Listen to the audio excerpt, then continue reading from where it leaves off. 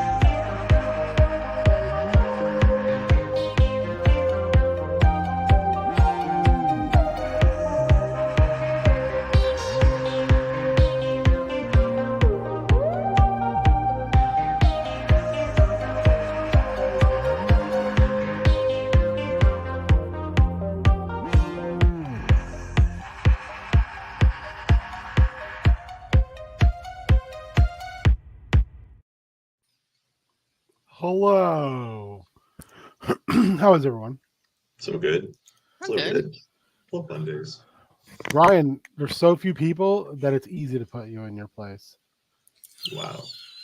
You're just right there. Like we I'm couldn't just even right add here. any people. I didn't mean it like that.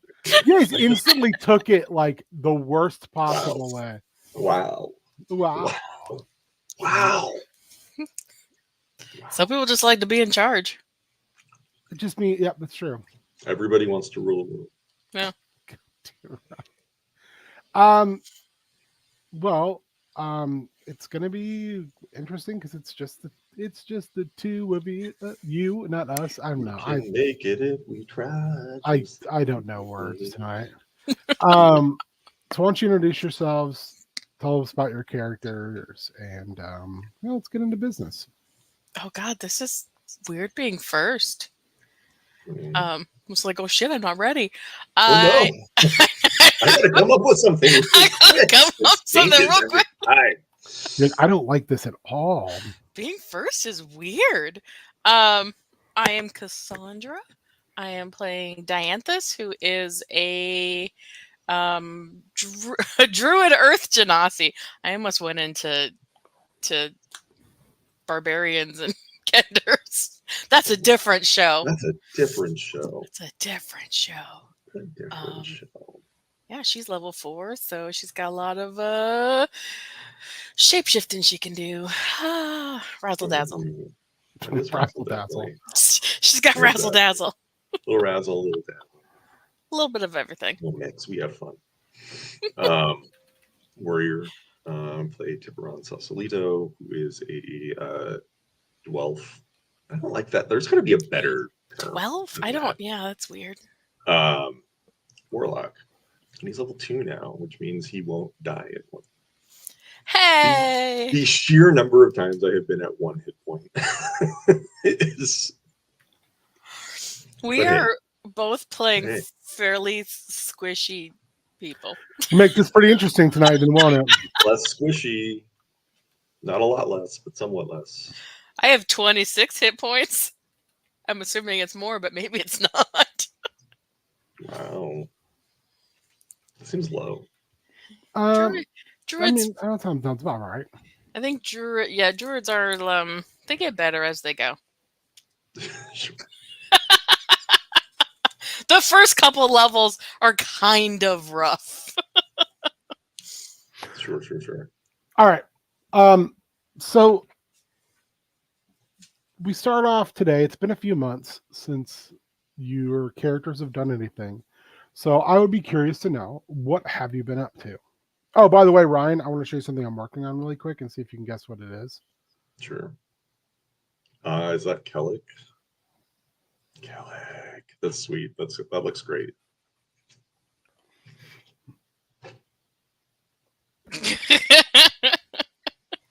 Ben's like, I'm just excited about it. I am. It's cool. Kellic's dope. Oh yeah.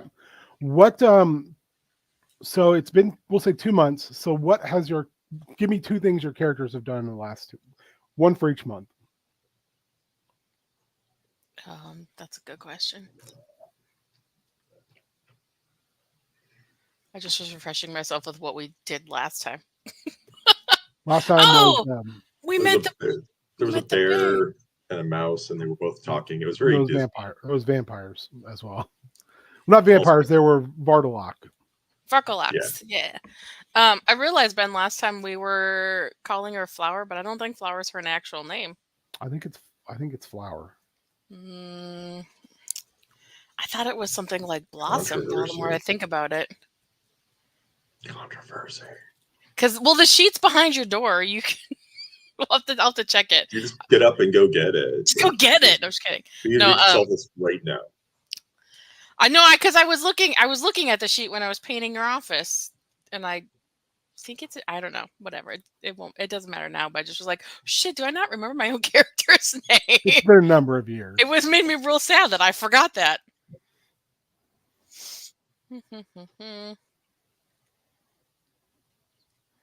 All right, how about I let you guys think about that as we play? No, I was just waiting. I was just No, Ryan can go first. I can do things. Yeah.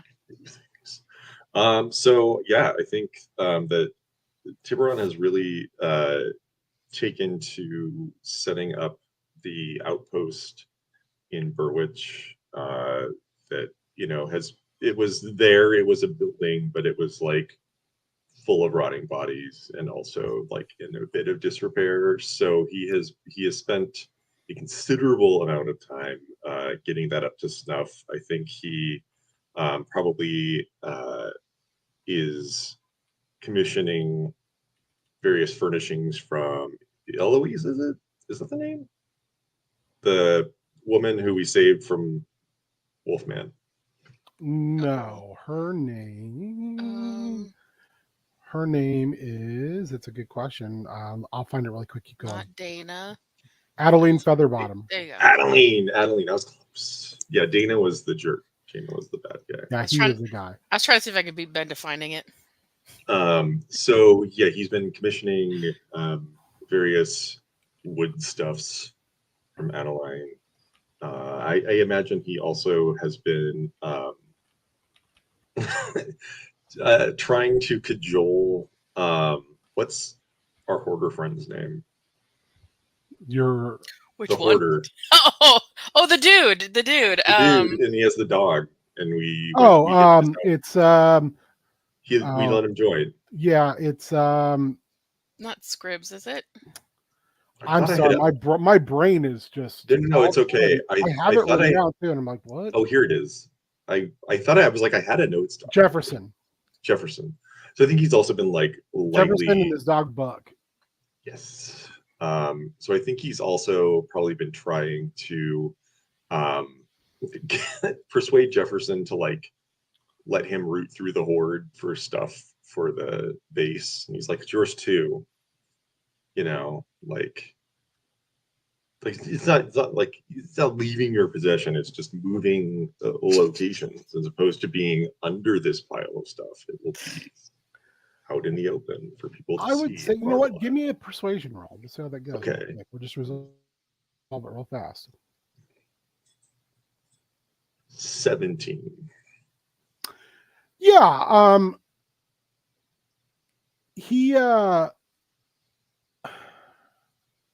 He's kind of wishy-washy on it at first, but you begin to like show him a better way to catalog things. So it doesn't have to be him going like, well, I know everything is, and then spending like it's over in this quadrant of the building.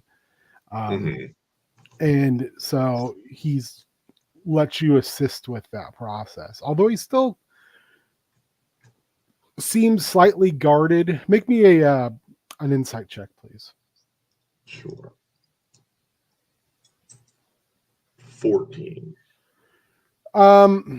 You get the feeling sometimes that he's got major league imposter syndrome, and the fact of like he's afraid if you like get everything or know everything, then you guys will be like you're out. Oh, sure. And that's you can tell that's like something that is a very real fear. I think Tiburon would probably play to that pretty well. I think he would like coddle him a bit, you know, not let him think that he's trying to steal things or anything like that. Like, yeah, and it's less like steal things, but like it's that idea. Like once like you he's know not useful everything, anymore. yeah. Then what am I? I can't. I don't fight. I don't. You know. I'm not. Sure. Yeah. It's just that kind of. I think a fear we'd all have in that situation of outliving his usefulness. Sure. I Yeah. think cuddle's the wrong word. I mean more like play to his ego a little bit. Yeah. You know, like reassure him. Like he's pretty good. I think reassurance is the more positive way of putting that. Yeah. He would like reassure him and just be like, you know, it's so great having you on the team. And you're having furnishings made by Adeline Featherbottom then? Yes. Okay. Make me an insight check on Adeline. Okay. Man, 19. Nice. Adeline, it's been what 4 months since things turned to absolute shit. You've noticed that it may be finally hitting as she's become very kind of withdrawn. It's like work, stay like for someone who was kind of like very vibrant, all of a sudden they're very much not. So that's something that you've kept an eye on. All right, Dianthus.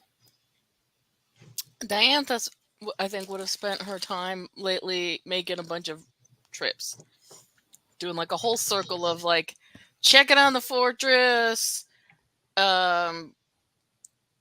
visiting Flower, coming back and seeing if she's got something new to give Black. Like that's her okay. She makes thing her that round. she does. She makes her rounds. She's got people she got to check in with and feel like she got to take care of them. So she got to check in with them. You know, bring candy to the kids, bring hats to Flower. Like, no, that makes sense. I mean, I think that's a like stay busy when I'm not busy. Yeah, I don't think she sits still well, but she's also I think she feels like a caretaker. Like she's.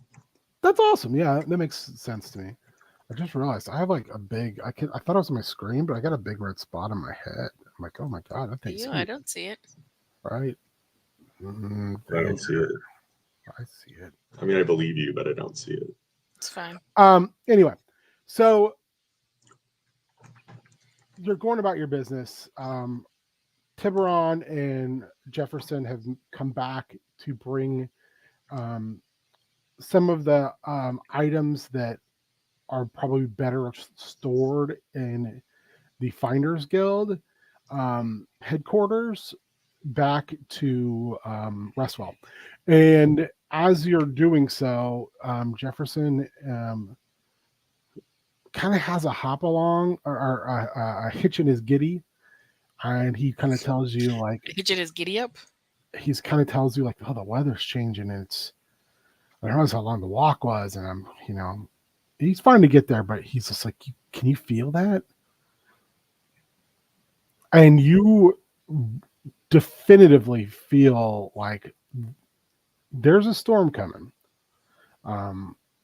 And about the same time, Dianthus, you're in the Finders Guild and you're kind of looking through some books, and you realize by looking at the almanac, the local almanac, you realize like you're literally on the first day of winter right now. And this area is due for a massive storm. So what's the name of the wizard who makes the almanac? I'm really curious. Like we've run into him, or we need to make it up? No, you need to make it up. Okay. I was like, oh man, I just went through my notes. I'm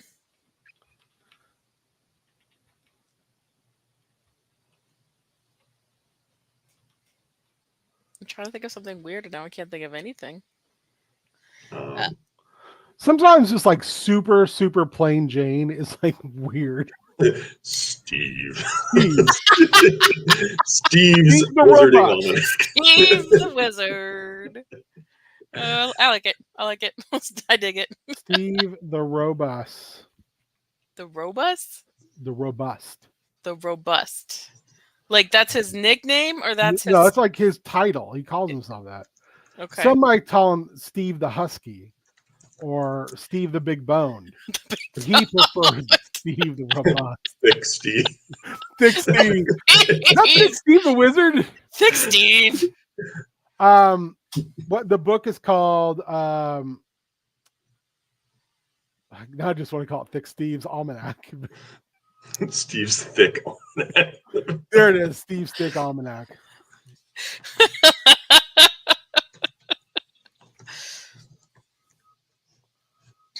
Oh, that's real good. It is. We're off to a good start here. Okay. So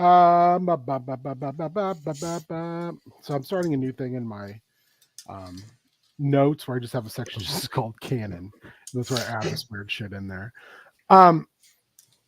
So like as you reach Restwell, Tiburon, you can literally see the wall of this storm coming. I don't know if either of you have ever seen that happen because you don't live in a state where there's no trees at times and places. But like, especially my freshman year of college when I lived in Garden City, Kansas, where the tallest tree rolls, you can see storms coming from miles away, and it's fucking terrifying. It can be. Yeah, but especially the speed at which they move. So you see this wall of a storm coming, and as you kind of hit the gate doors and you're talking to the guards that you've spoken with numerous times,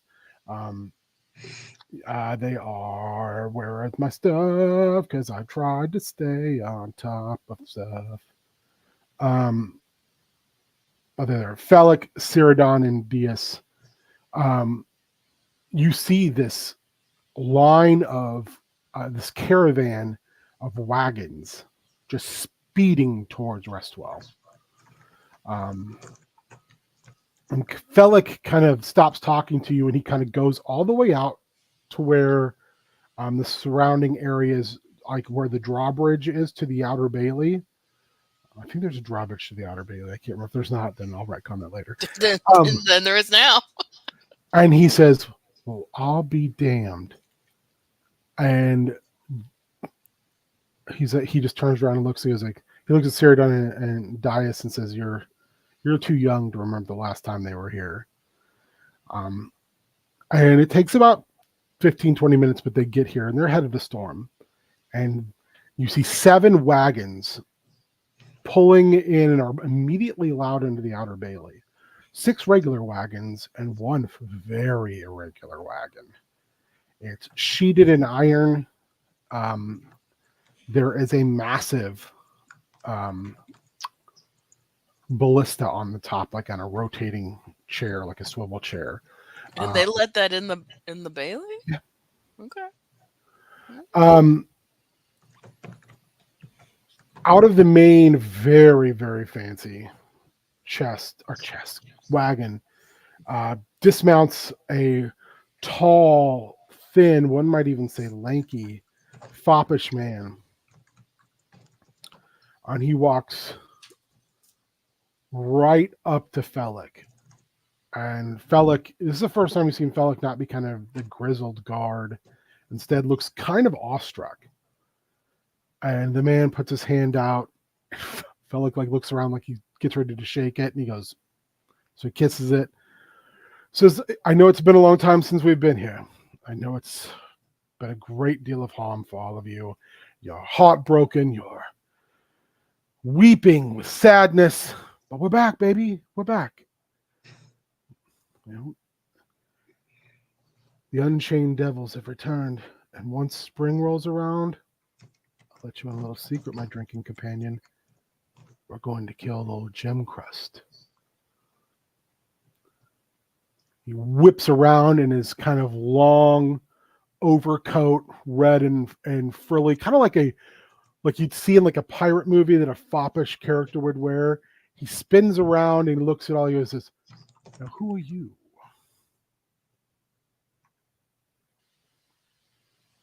The 2 guards introduce themselves, and then he says, no, I know your guards. Out of the way, out of the way, out of the way, out of the way. Who are you're local, and points right at Jefferson. But you two. Who are you? Is he saying this in like a snobbish way? Not snobbish, just weird. Like very, very like someone who's extremely eclectic, knows they're eclectic, so makes themselves far more eclectic. Almost performatively so. Performatively eclectic. Hello. Tiburon Sausalito of the Brisbane Sausalitos. I'm sure you're familiar with our product. I've never heard of you, but now I have, so it must be important. And now you've heard of me, Rosso Van Panama. Say that again. Rosso Van Panama. And he dips all the way down so low. It's got kind of, you notice, kind of a long aquiline, kind of sharp nose. You think if he dipped any lower, his nose would actually touch the ground. And then he pops right back up. You look over his shoulder and you see these are a lot of people in this caravan, but most of them are dressed like in kind of drab gray uniforms, except for 4 other individuals who are slowly getting out of their own carts. You see 2 dwarves who are obviously twins, armed to the teeth. In fact, one of them is shining an axe head that's not on a hilt right now. You see an Aarakocra dressed in long flowing robes, but they're more like ribbon robes than they are actual robes, giving them movement. And as far as like their bird equivalent, they kind of look like a chicken, like a rooster almost. And then you see a man who looks haggard. He looks like somebody who looks old, but you're like, did your face fall asleep on a waffle iron? Kind of like Dog the Bounty Hunter, but looks like in their prime physically, and they're all in red. And they've got their hood up, and they've got kind of a low slung scarf that looks like it could easily pull it up over their face. And you.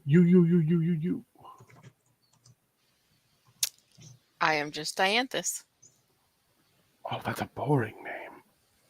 No family lineage, no money, no title. That doesn't mean I don't have family. Boise, Bob. Zippy Bob. Back to you, titled McRitchie Pants. Yes, close. Yes. Good Tiburon dog. of the Sausalitos? Is that what is it? The It is Sausalito, yes. Sausalito! You also notice they're all getting instruments. Like all these workers are bringing like all of these instruments out, as well as there's an area in the Outer Bailey that's kind of undeveloped, and they're just plopping down yurts, Yurts. as well as a ton of building goods. So what brings you to this very dangerous and mysterious border town? You know, I'm friends with the Blades. The Six Blades were the last time we were here. 2-week long party. It was unbelievable. By the end, we played the Unchained Devils. We played the biggest concert you could possibly imagine, and then killed a bugbear, or killed a owlbear the size of a house. I slept on that fur for the last 5 years. Delicately woven, full of duck feathers. Best thing you ever have. Sounds lovely. What? Cabo Wabo, bring a sample of my bedding. These two kobolds who just look put upon, dressed in finery, carry out like pillows that are obviously made of owlbear fur and are like overstuffed. They they hold it out for you to touch. As soon as you touch it, he's like, "Off with you!"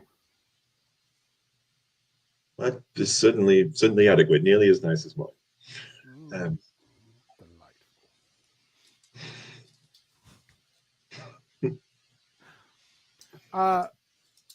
Perfect for traveling.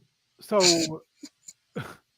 when you travel with me, I really want to have a snob off between these two. when you travel with me, you always travel like you're not traveling at all. Because life is but a dream, and we could die tomorrow, especially when we are hunting the greatest beasts across these lands for gold and glory. So you're a band of hunters, literally. Yes, we're not a band of hunters. We are the band of hunters. Band of hunters. It's also literally a band. That's a very good. It's a very good gimmick you have here. I mean, I like that. Oh, it's less of a gimmick and more of a lifestyle choice. Sure. Oh, and we're a band. But that was just I know that. It's just a hobby, just between slayings, just between bros, little hoedown, as you will.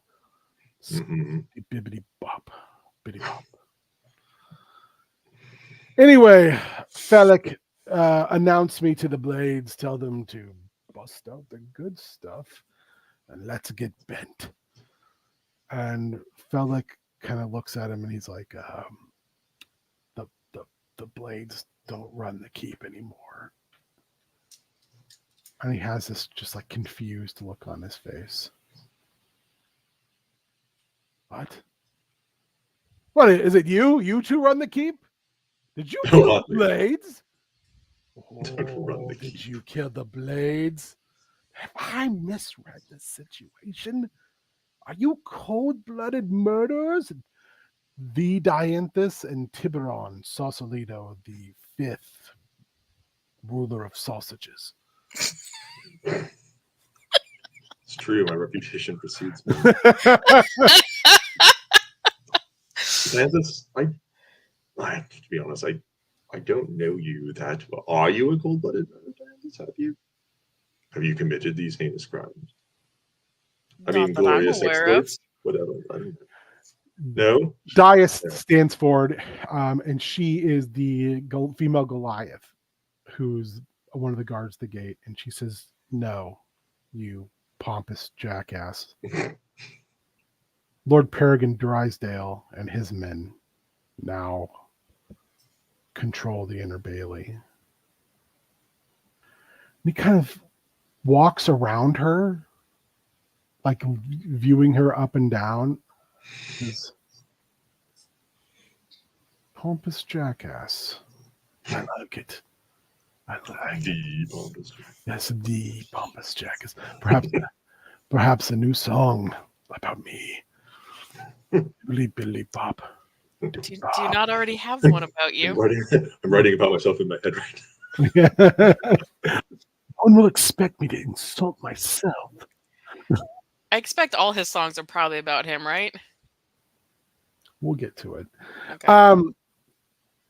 And he goes, well, a thick woman announce us to this Drysdale and tell him he's about to get his socks rocked off. And then he just walks away. And Cyrodion, who's like the wizardy guy, you guys have traded with him before. He's the guard, is like a hedge wizard. And he's younger, and he just kind of goes, I don't even know where to start. What did I even see there? Bellic kind of goes, listen, I know he's a lot, and I know the other ones are just as much of a lot. But they came here, they've been here 3 different times and stayed for a season. And it's just kind of an unending party when they're here. They bring a lot of commerce because they spend, and they do actually help the Outer Bailey. You know that place you live? Mm-hmm. They built that. Okay. So good for them. They tend to just, I think, look at it as recompense for raising hell for a season. But they'd been here when the Blades were here. And, I was a guard when the Blades were here. But the Blades were the Blades. They didn't give a shit about the Outer Bailey as long as taxes got paid. And if you messed with the Outer Bailey, you were going to die. Because the Outer Bailey, why they didn't treat it as they owned it. Yeah. Okay. So when Drysdale showed up and killed 2 and ran the other 4 off with his army, I don't know if these guys know what they're stepping into. I'm more worried that they do and they don't care. It's a fair point. Does really seem like it could go either way, doesn't it? Jefferson is just writing all this feverishly down, and he's cross-referencing with another book he had in his pocket. And that's when you hear screams. Oh, good. And a probably like mid-30s woman comes running up and grabs at you, Dianthus, and she's like, "You're one of the finders. You're one of the Finders Guild. Yeah. My children. You see one kind of teenage age kid kind of like hop along behind her, and he's like, "Calm down, Mom. Calm down." And she's like weeping. Both of you make me a history check. Tiborn, make it at disadvantage, please. Oh. Just because you haven't been there as long, and you don't No, really. 9. 14. Dianthus, you recognize the woman not by name, but you know that she's the weave. She's like the main people go to for weaving. I'm going to step away for a moment. Talk amongst yourselves. I'll be back shortly. You okay? Okay. Yeah. Oh, like literally. Like literally gonna walk away, turn the camera off. Windows go. Windows. Who are these party people? They've come to have a big party. I don't try to decide if I want to party with them or if I really want to do something like to stick in their craw, like get into the inner Bailey and they can't or something. Totally. Like I can't decide if I want to be their friends or just make them jealous. So jealous. It really feels like a play it by ear situation. It feels like both just like, are these guys assholes, but then also the like inner politics vibe of like the current the current like guy who runs the whole place like drove off your friends, you know, like Yeah. there could be some bad blood, maybe. I don't Yeah, know. this might not go well. I imagine it's not going to go well, but we'll see what happens, I guess. Who brings yurts? Who just they just have a bunch of I, yurts? Just I got mean, some yurts. apparently they go Just, places and stay for whole season, so you got to have a it, yurt on you or it would something. seem. And also, did they say they're gonna kill the like Old Gem Crust. old gem crust? Yeah, That they I don't know. claim they're going to. I don't know. Chat's gonna revolt. Our viewing I don't know. populace does feel like gem crust is beloved. He's an endangered species. He's protected. I mean, as far as we know, he's the only one that's so Very well. crusted, so be crusted. Also, if you kill him, like you can't. I'm assuming the gems around here aren't happening naturally; they're coming from him. So Yeah, it'll dry up the jewelry market. could have a problem with the costume jewelry market. The costume jewelry market is gonna that's gonna displace 1 to 3 people at the It's not like, gonna be good. it's not gonna be good. Everyone's gonna be like, where am I gonna get new costume jewelry on short notice? Where am I gonna get the stuff to bedazzle my clothes? I mean, come on. Right? Hi, Spike. That would be Spike made it. that would be a fun like common magical item, like bedazzler, a little like D&D bedazzler. Yes. We should have one of those. That should be a thing. I bet you we could come up with one because then it'd have to be something about like how many gems do you put in, and then they'd have like some positive effect or something like that on what you bedazzle. Totally, it could. I'm into it. I like it. I think we repurpose an old crossbow and see what happens. Like, We could craft this. We could craft it. We could Yeah. totally craft it. It does feel a little more down in Outlands to have a bedazzler, but I think we could do it. Well, that we create it in Chaos Scar, and then it's just it's something that someone has been traveling, has seen, and brings back to Down and Outlands. Right, liminal space. You never things. know. You never know what it's gonna attract. Like I've seen the picture. They're all connected somehow. Somehow. So. Yeah, we don't know how. But they are. Spike says it sounds like something to bring to Sunday morning prep school. I mean, yes, but that would require me getting up in the morning on a Sunday. And Oof, yuck. Oof, I don't know. I don't know. I don't know. That seems risky. That seems like a lot. Seems like it's asking an awful lot of me. It feels like a lot. Like you want me to be awake and on camera and by 10 in the morning and verbal, like. Yeah. No.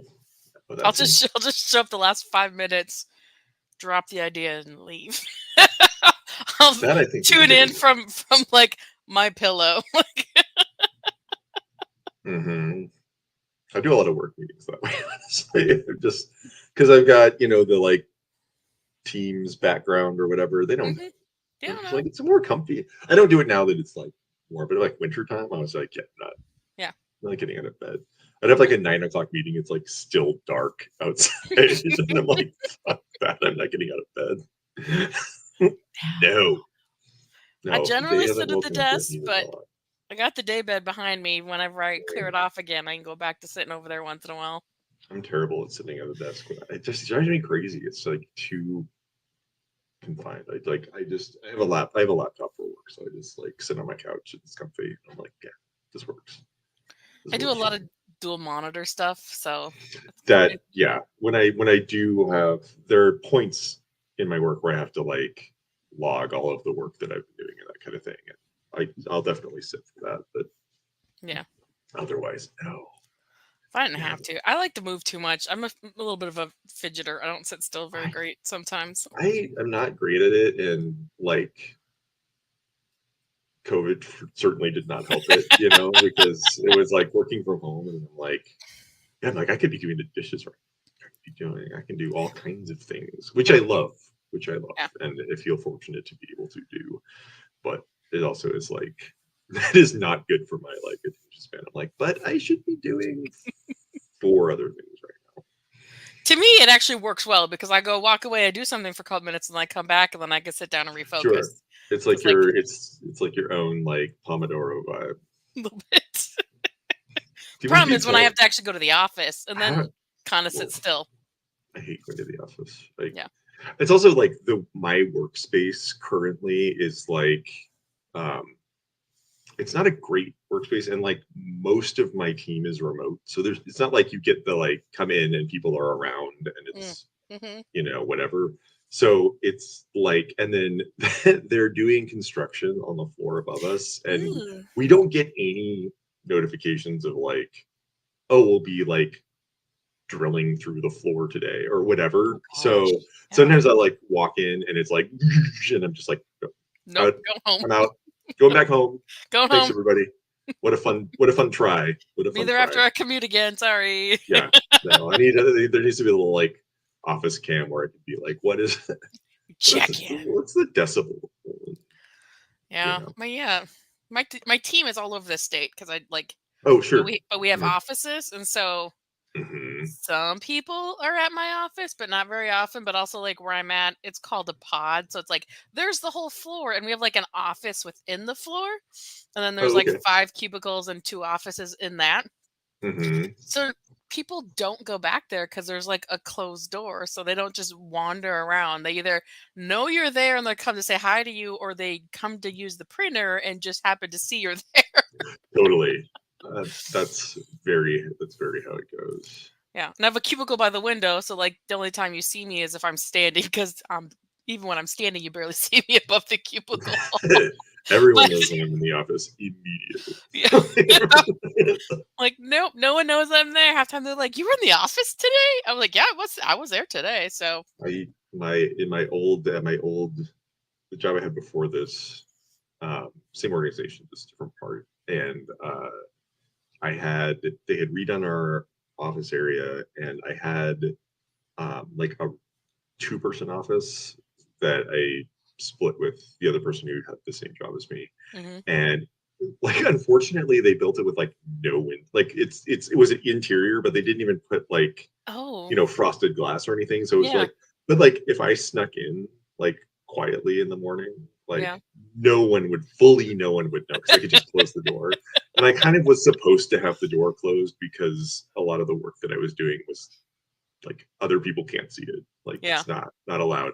Yeah. So yeah, I'd fully be in there, and then I'd like emerge to like go to lunch or something. If people are like, "Oh, you're here," and I'd be like, "Yeah, yeah." Like we Yeah. didn't know, and I'm like, "Okay, well, you could have checked." Like, Yeah. I don't know.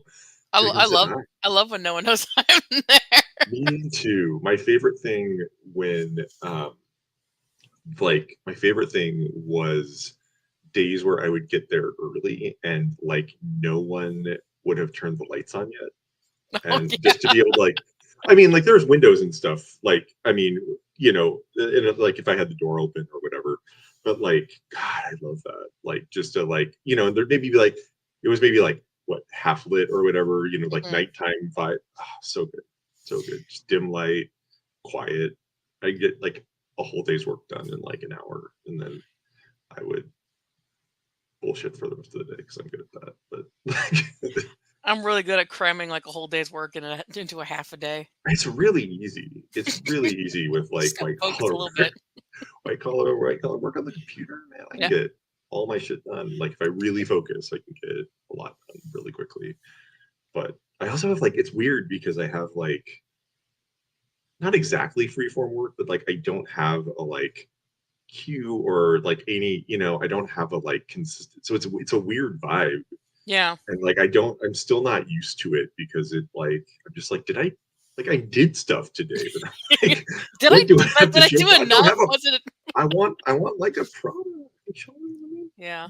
I have some structured big project stuff because like Mhm.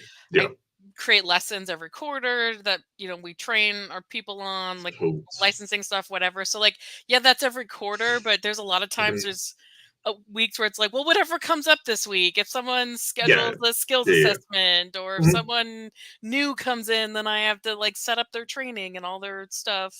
I Right. definitely do what Spike says though. I emerge, hiss at them, and leave. That's Mm, It's a good plan when it comes word to seeing my kissing me. employees. God, I want to see them. Wow. I want to do it, but I end up seeing a lot of people more than I want to, just because like I do virtual skills assessments for CPR and medication Oh, sure, sure, administration. sure. So like we Mhm. have these little foam ambulances that we loan people to like show compressions on. So like I'm watching them, I'm coaching them through it, like make sure they know the steps, because they don't have to be CPR certified, but they have to have an idea of what they need to do until help You comes have up. to have a So that general CPR vibe. general CPR vibe, you just kind of got to know what you got to do. It's a rule that we have to perform CPR until someone shows up, because it's Mhm. just a requirement. Sure, Um, totally.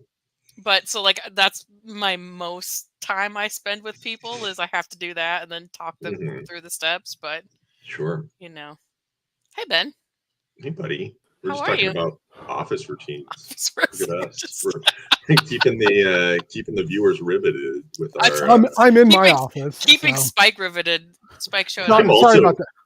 I'm also in my Yeah. office. So, I am too, actually. I look got at two us. offices. We're basically at work. Yeah. Hey, Oh, Spike, God damn CPR it. certificates. Woo! All right. Anyway, I teach those classes. Well, I can. I don't teach them very often. give me a second to wrap my head back around what I was doing. Do your thing. We were just literally just chatting about nothing and chatting with Spike.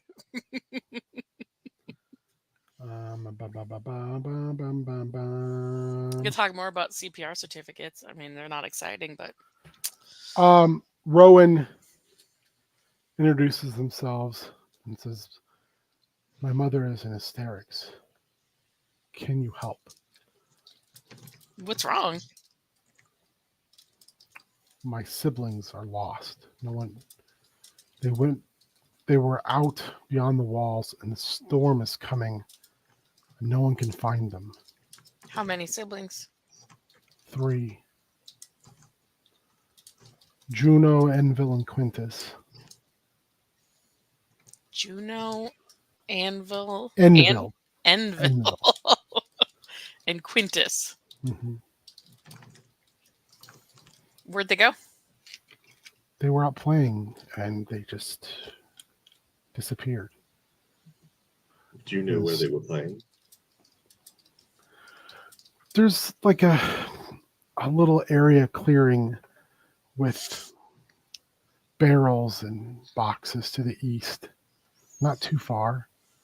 I know they like to play there sometimes. So it's definitely outside the Bailey, though, right? That's what Yeah. you're describing. Okay.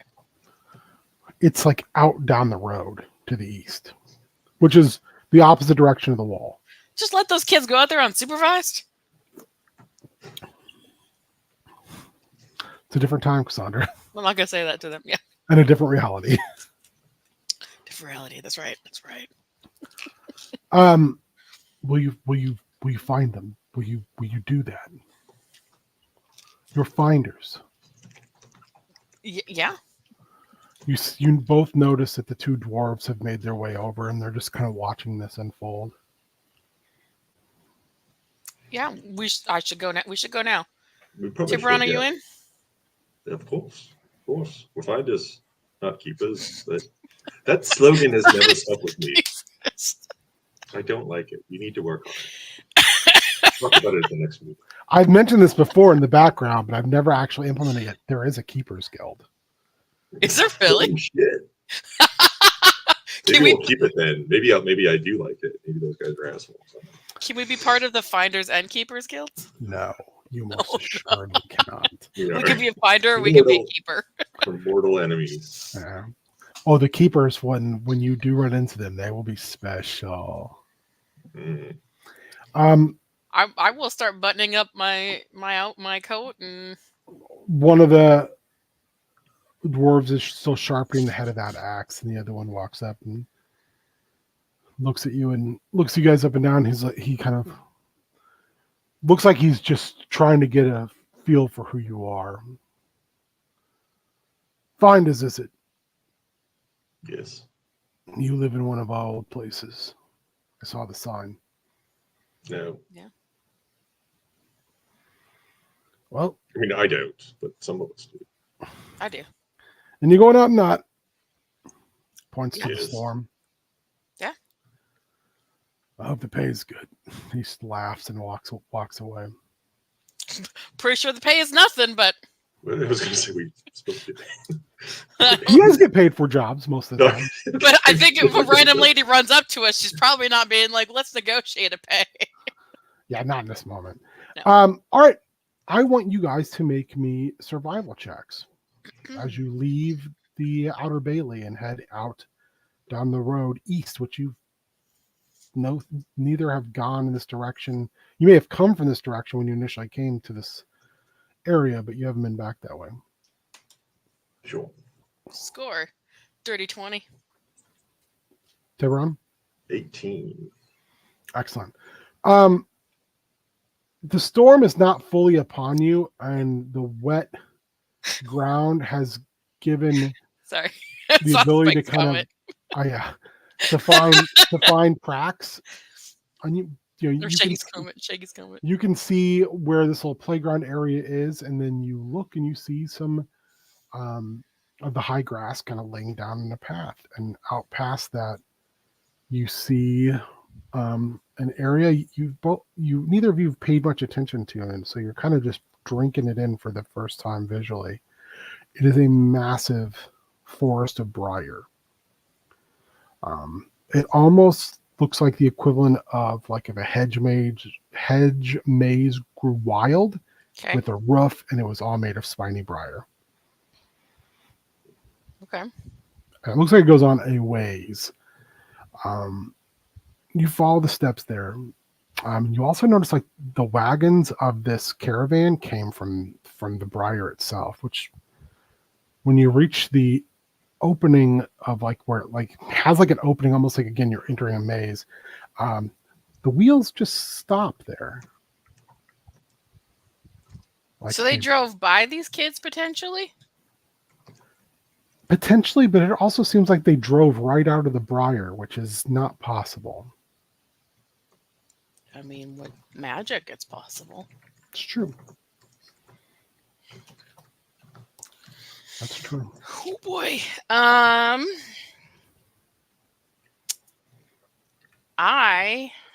need to shift.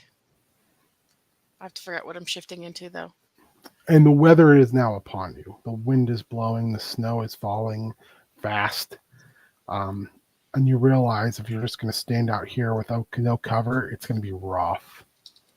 Tiburon is going to cast prestidigitation on himself and Dianthus's like upper garments to make them warm. And how long will that last? I think it lasts an hour. Okay, perfect. And then he can just do it again. But and then because it's a cantrip, right? It's a cantrip. That's awesome. I've never heard anybody use that spell that way. Kudos to you. Will it last? Does it have the same effect if I turn myself into an animal, or does it go away? It has to be non-living material. So no, it wouldn't. No, but you would probably also have like fur and shit, maybe. So I mean, that's true. Probably wouldn't make much of a difference. I don't know. You'll have to make some. What you do both realize with your rolls earlier is the steps go into the briar moor. Yeah, I'm looking for the perfect animal for sniffing out some kids. That's what I'm looking for. I want to find something with keen smell. A wolf. A wolf of Wolf County. Certain wolves do and certain wolves don't, though. So I'm just trying to double check. Technically, a giant rat has keen smell. Well, I could believe that. Giant weasel has keen hearing and smell and dark vision. Ooh. Giant weasel. Is it a giant weasel or is it a dire weasel? It says giant weasel. Okay, not the same. It's 1/8. It's a medium creature. Is there anything else? And while I'm looking at the list, is there anything else? Like, there's no other tracks going in different directions. Nope. We don't see any like leftover toys that were dropped. There's no blood, I'm assuming. Nope.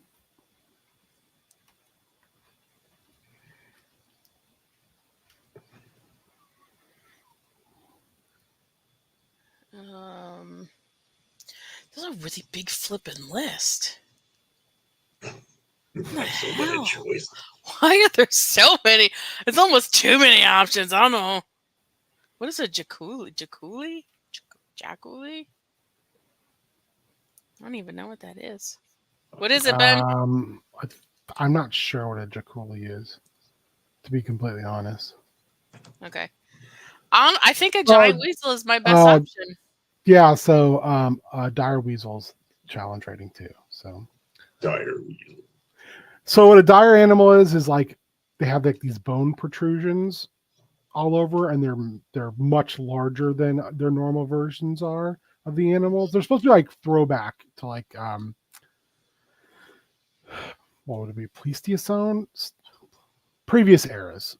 So like the dire weasel is a large beast. So imagine like a weasel so big you could ride it. Oh, Jaculi is a snake. That's right. Is it the flying snake? It's from Tomb of Annihilation, apparently. That might be the flying snake. Well, I think it's not the flying snake. It's just a snake. It's just like a snake guy. It's a really cool looking snake guy, but I think giant weasel is going to be my best option. It's got keen hearing, keen smell. Apparently, Jaculi means throne in Latin. Oh, sometimes they do have wings. I was right. Flying snake. Okay. Thank you, Super Spike. Yeah. All right, so you're heading in. Yes. Heading in. Perfect. You make your way in, and not a lot of snow is falling in here. That's how thick the canopy is above you, briar. And it's just kind of twists and turns, and sometimes it gets really tight, and you gotta like squeeze through some thorns areas, and then the footprints stop. That's when I am gonna transform into a giant weasel. Transform into a giant weasel. I want you both. Oh Jesus! Could you warn me before you do that? Warn someone. Holy shit! Squeak at you. You actually did it. It's a giant weasel. It's like the roariest squeak earlier. Squeak! I want you both to make me perception checks, please. Okay.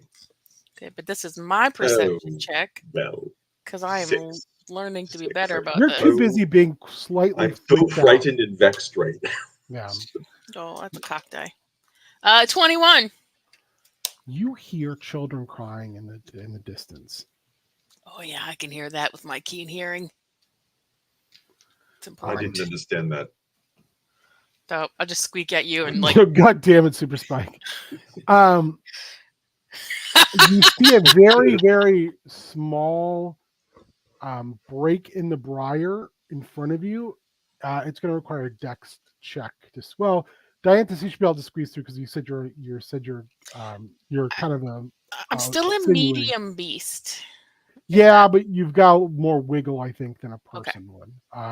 Tiburon, make me a dexterity. Make me an acrobatics check, please. Okay, but I'm also small. Well, I'm not small, but I'm like. You're short for a medium creature. I'm short for a medium. 17. Yeah. Story of my life. You're able to slide through, minimal scraping to your clothing. It gets slightly brighter, and you notice, like, as you're deep in this briar, the landscape has kind of changed. The temperature is much more regulated, and as you go in, you realize like either there's like a hot spot, different little valley of stuff inside the Briarmoor, or you're not sure where you are, and you still hear these soft cries, almost in a sonorous fashion, or sonorous, I guess would be the word. How you would say that? Sonorous. I haven't watched Yellow Jackets yet, but I've heard great things. Very good. I highly recommend. I also want to watch that new Cherry Taste, but I haven't watched that yet either. Wait. That's the name of something? Yeah. I think it's called that new Cherry Taste. I don't know. I haven't heard of it. But That brand new cherry flavor. Mm. Which they apparently have been compared to one another. They came out like exact same time. Okay. Kind of sci-fi-ish. I've also heard them both compared to having some of the like DNA of something like Paper Girls. I fucking loved Paper Girls. Paper Girls was amazing. Yeah, Yellow Jackets is great. Highly recommend. I missed When you get to the point I'm talking about, you'll be like, that is like that. Fair. I missed the classic Giant Weasel was my band's name in college. It was good. I think Two Giant Weasel had to have covered Every Rose Has Its Thorn. Oh, there you go. He just got caught up with things, Ricky. I mean, Anyway. that's fair. That's Yeah. fair. Whenever I think of Sonorous, I always think of Nate Dogg. Yeah, sure. I'm gonna keep going towards the noise, keeping my You smell like ears and nose peeled for different You smells. smell a campfire. Okay. Do I smell more than the kids? You do not smell these children. You smell way more than. Oh, I It's hear like them. you're being overwhelmed with scents right now. Okay, but I hear them. Yeah. Okay. Are you following behind Tiburon? Yes. Yep. I'm gonna pop the weasel. Don't hit me. Not without consent. I think that was the third base song. Was "Pop the Weasel, Weasel Goes Pop." I bet it was a third base. I don't know. I was like, the nursery rhyme is talking about beating up weasels, right? Yeah. Okay, just making sure. There's a third base song, I think. A very niche mid 80s New York rap group. Oh, okay. Anyway, you move your way through this area and you find yourself I'm gonna do it stealthily, by the way. In a clearing. And towards the middle there is a fire, but it's like just dying embers. Mm-hmm. Around this like little clearing, there's just remnants of a lot of different like camping gear in various states of disrepair and of decay. That's what I was looking for. And you are catching it in glimpses, and I want you both to make me a charisma saving throw. Charisma. No, I keep thinking my check's on the desk, and it's not. This one's digital. Jeez Louise. 20. Oh, good. It's +0. Oh, I rolled an 18 with a +0. Okay. You both see the first thing it looks like a coyote on two legs, kind of hopping and playing a fiddle. And that's when you realize that the children's cries are coming from the fiddle. Aw. These sinewy strings that are being played expertly. But the closer you get, like in through that very dim light of the fire, of this dying embers, you both notice like the face of this coyote seems to kind of meld down to where it looks like a hood, and there seems to be like a humanoid face wearing this hood. I'm assuming no one we recognize. No. They notice you and they finish with a flourish, and this flourish is screams. So I wasn't stealthy enough. Just, it's a clearing. So I was trying to hide towards the brambles. you can make me make me a stealth check. It's fair. I rolled a 19, so good luck. I rolled a 2, so don't worry about it. Tripped on something. He like holds his fiddle up and he says, "While I'm waiting, I'll go and applaud. Clap." He turns around and looks. I don't think my paws are going to make any noise. I do this. My paws do this. he turns around and looks at this shape in the darkness that now you're finally seeing this massive shape, and it kind of comes forward. And what you see is it looks like a giant cabinet on legs with arms and then a face in the middle where, like, if you were looking at like a curio cabinet, you know, they usually have a mirror in the middle. Instead of a mirror, this looks like wooden dials of eyes, middle of the face, like nose and then mouth, and they are dialing in different directions to make an expression. And he Okay. turns and looks at it and he says, "Everybody's a critic. Will you take care of this window?" He reaches down, he grabs it very gently. He opens a drawer and slides it inside and shuts the drawer. Oh, it's so very, very interesting when I get multiple visitors in a day. I want us up by the fire. That's what it's here for.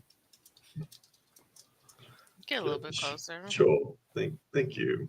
You said you had other visitors today. There's a couple of little ones come running down through here. Oh, scampering like they do. Oh, do you know where they went? I mean, of course I do. I don't know if you know this, mortal, but I know everything that goes on in here. Oh, well, could you point us in their direction? No, Why not? this is not how it works here. What works? Sometimes I forget that you all don't remember who we are. You have stumbled your little way into a place you shouldn't have. Make me an Arcana check, both of you. 19. I rolled a 3, so I'm not even bother. Tiburon, you're kind of looking around and it just hits you like a ton of bricks. You're in the Feywild. Oh, shit. I don't know if I've ever been to the Feywild. Oh no. He says, sometimes you mortals, you all forget where you came from. You forget that we are your better. And there was a time when you all ran around the low class and paid us homage. Sometimes it was food. Sometimes it was a dance. Sometimes my favorite, a good song, right, Wyndham? Sometimes it was blood. Either way, you all forgot. But you know what? We ain't forget. So one of y'all stumble into our world. Sometimes we take umbrage with it. Sometimes we enjoy it. But the one thing we always, always, always do is make you all understand that there's a price to be paid. So if you want something from me, if you want something from Yano, you're going to have to pay. Pay your homage. Pay for your boon. Because the kings of the forest, well, we're still here. Boy, we are hungry for your adoration.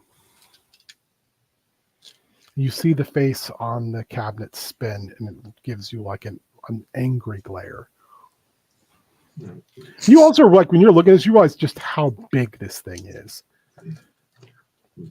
I'm quite sorry. I didn't mean to upset the furniture. I simply just we were unaware of where we're coming. We're relatively new to the area. But that's the thing, my friend. Y'all forgot. Y'all pretend. You move on. And now you got to be reminded every once in a while. So, you want to know where them little chickadees went. They all scamper off to. Yes. Is that what I understand? Mm-hmm. Of course. Yano wants something in return. I think this is the easiest deal we could possibly make. I want something from each of you for 1 year, from season to season. What is it you would like? Don't get out much anymore. 'Cause y'all forget about us and we don't tramps about in your lands because of those gods you all hold so close to your chest. I want to see what you can see. I want to taste what you can taste. I want to smell what you can smell. And I want to feel what you can feel. Maybe I want to hear a little bit what you can hear. So I'll tell you what you all talk amongst yourselves. And you pick 1 cent. 1 cent. And you're going to give that to me. You won't even know I'm there. I'll just be there. Just enjoying your beautiful prime-material plane.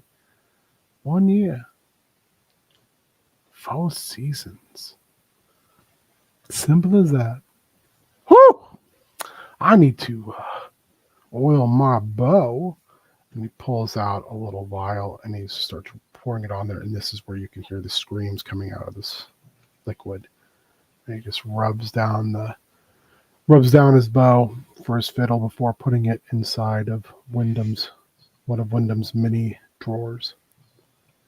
And then kind of dances around the fire, kind of hooting and hollering. Every once in a while, you guys catch him in the firelight, and he looks less like a person and more like an upright coyote.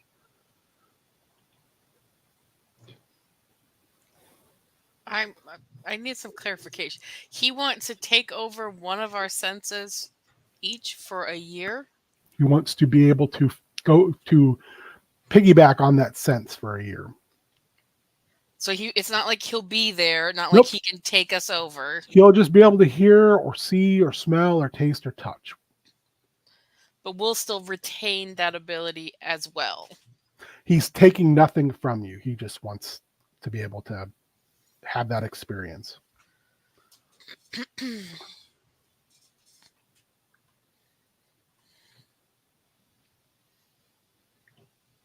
I'm trying to think if there's a way this goes. Like if this. I'm trying to find the secret hidden motive and like, does this go real bad? Like, how can this go real bad? So I'm curious. This doesn't sound like a bad deal. Frankly, it seems rather easy. You in the Feywild, nothing seems like a bad deal. Nor should it. We are the Fey. That's what we do. What sort of assurances do we have from you regarding what we're looking for? I am Hud. Are you trying to besmirch my name? I've never besmirched anything. I am Yano. Yano? I'm the trickster of this forest, the great liar, the deceiver. My word is my bond. Come on now.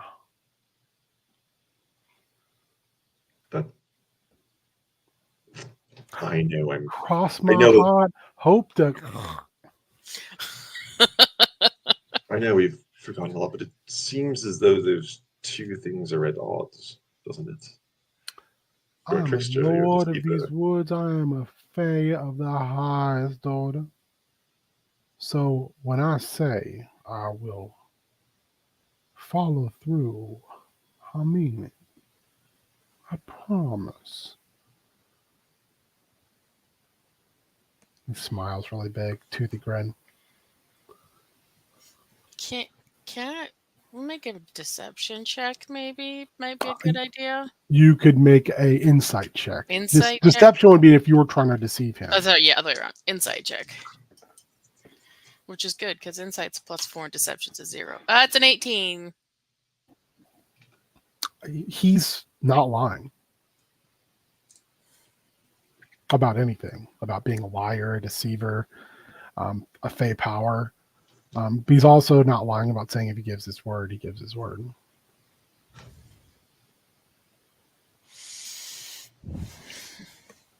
Here's my concern is like there's probably things I don't want him to hear, and I tried to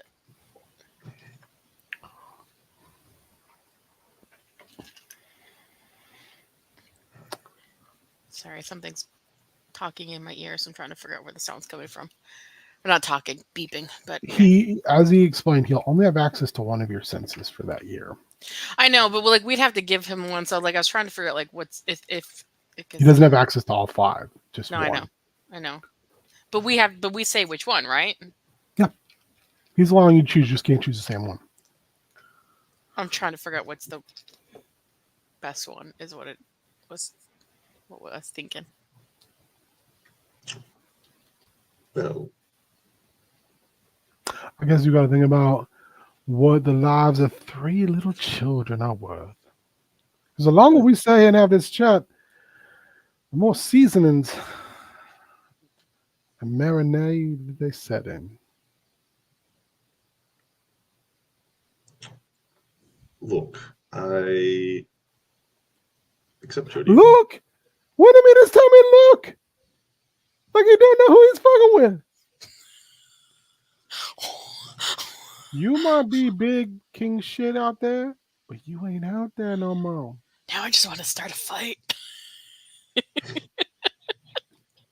Again, we were your gods. It's funny. I'm giving you a choice. I could just say no. I could just walk away and laugh and watch and laugh as you all just slowly lose your way and some other less reputable force in here decides to have their way with you.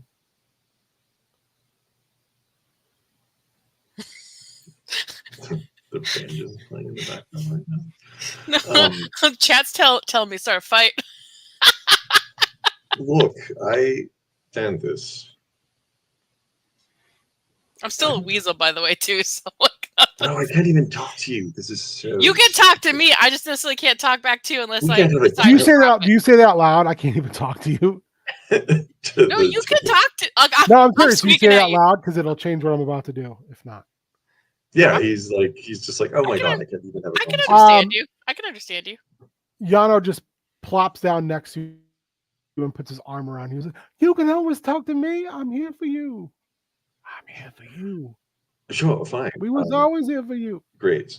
Oh, just turn your back on us. I'm gonna walk up and push his hand off as much as I can as a weasel. I'm gonna push his hand off of Tiburon. Gentle, gentle, gentle. Okay. I agree. Oh, look at you making a right decision. I'm proud of you. Oh, good. This could be the beginning of a beautiful long-term friendship. So what's it gonna be? Taste. Oh, woo! I love me some of that mortar food, especially the meats. We do a lot of good fine things here, pastries and sweets. But there ain't nothing we do as good as mortal smoked meats. Oh, then you're in luck. Oh, Emma, please tell me more. Oh, I'm the proprietor of a very, very well reputed. He turns around, he slaps Wyndham on a thigh that just looks like a giant set of drawers. He says, "Did you hear that? We done hit the jackpot, baby!" He spins around and jumps up and down. He says, "Oh, you and me gonna be friends. You and me gonna be friends." Now, my weasel a little rusty, so you don't have to bear with me. And he starts chirping back to you, and you can understand exactly what he's saying. Ryan, you're just watching a a medium-sized coyote man talking weasel to a giant weasel who is also your friend. I tried some mushrooms on the way. Yeah, you're like, what the fuck is going on here? Yeah, I'm microdosing. Yeah, am I high right now? Because I feel fucking high. What's going on? My hands are so big. I have the biggest hands in the world. Oh my god, he is crunk. Okay, Dianthus, are you doing this? Okay, what are you giving?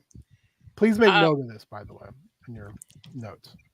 I think the best thing I can give with all the time I spend down in the sewers is my sense of smell. So I can torment him a bit.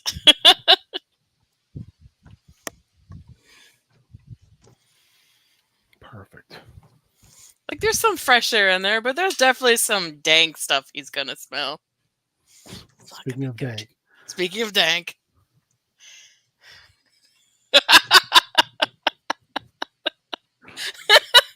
Chat. Always on fire. God, just bringing that heat. All right. He gets up and he kind of brushes off his fur as he kind of stretches. He goes, "Oh, luckily this is a short walk. And maybe I'll be lucky and someone else will one day in here tonight. I mean, three's a charm." And he says, "Wenham, you stay right here." Laughs and says, "Make sure them coals don't go out." And you see the face turn and make like a laughing face. Like eyes turn to like surprise and nose crinkles up and mouth is like, ah. But come on. And he kind of hops, skips, and jumps around as he walks. Never walks, just kind of like is constantly in motion in different directions. Kind of like a, I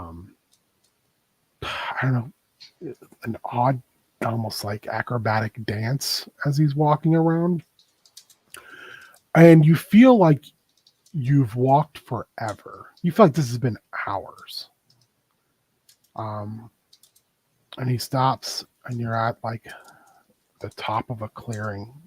And there's like a roughly hewn steps going down. And you turn and you look, and you can still see the coals. That's weird. Well, this is where I leave y'all. He said, "Look over there." And you can see the steps lead down to another, like a landing and another set of steps. And then you see a plinth in a small valley. And you see 4 braziers at each, or one at each corner, just raging fire. And you see a small, rickety, looks like it's made out of like branches and twigs cage. And you can see 3 kids in it. And you see 3 women in front of this altar. You can't hear what they're saying, but when they stop, you can hear it chanted back to them from below the plinth.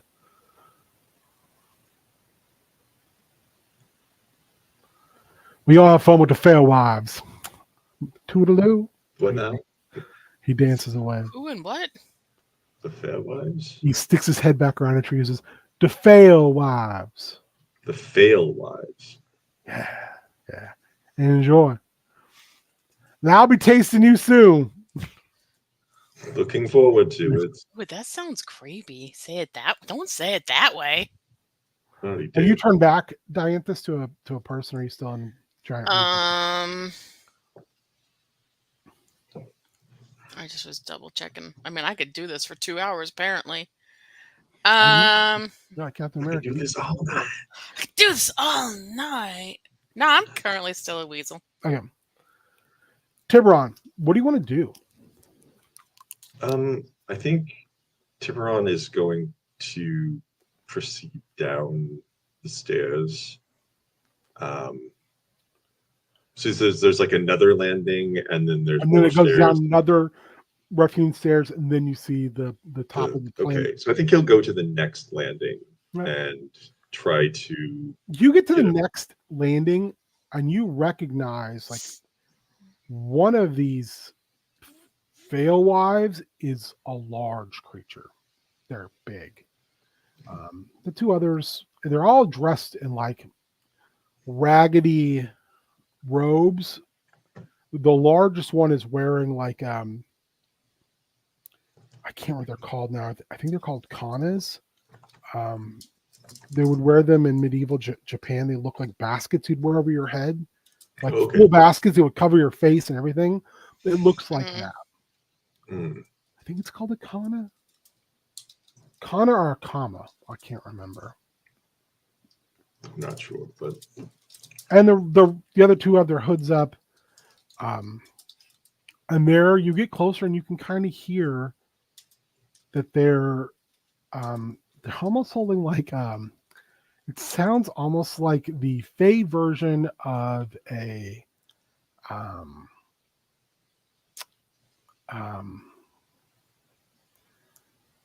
what do they call those? Mega church pastor. oh my god. Mm. So I can see the children. Are the children awake, alive? Yeah. They're all eating candy right now. Their faces are all sticky with candy. That's not good. They're not supposed to eat things here. Yeah.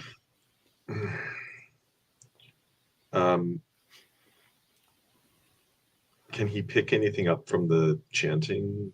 Like what the content of the chanting is? Or It's like a lot of like call and response. Like, indoctrinating. Orcamania is running wild.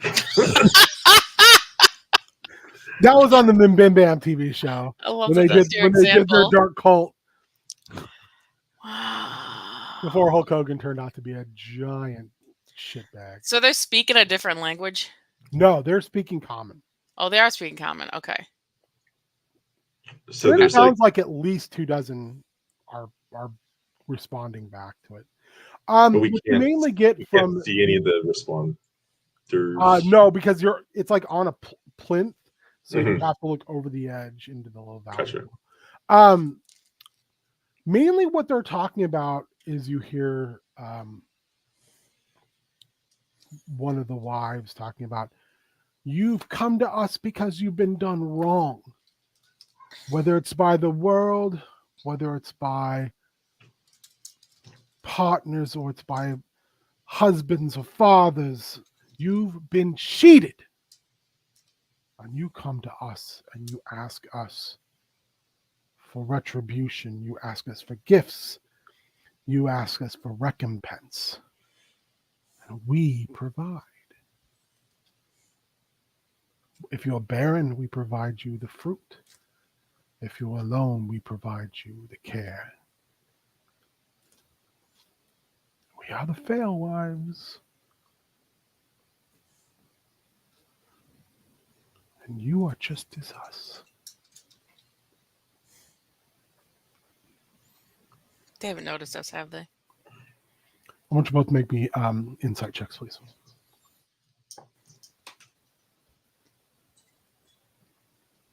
14. You can have advantage on this, Dianthus. 19 and 21. You can hear heavy breathing, Dianthus, from the woods on the edge of the steps that brought you down, So behind us? and something is smelling you. You can hear it smelling you. I do a lot of squeaking and go. What? Try to point behind. What? There's something behind us? Tiburon will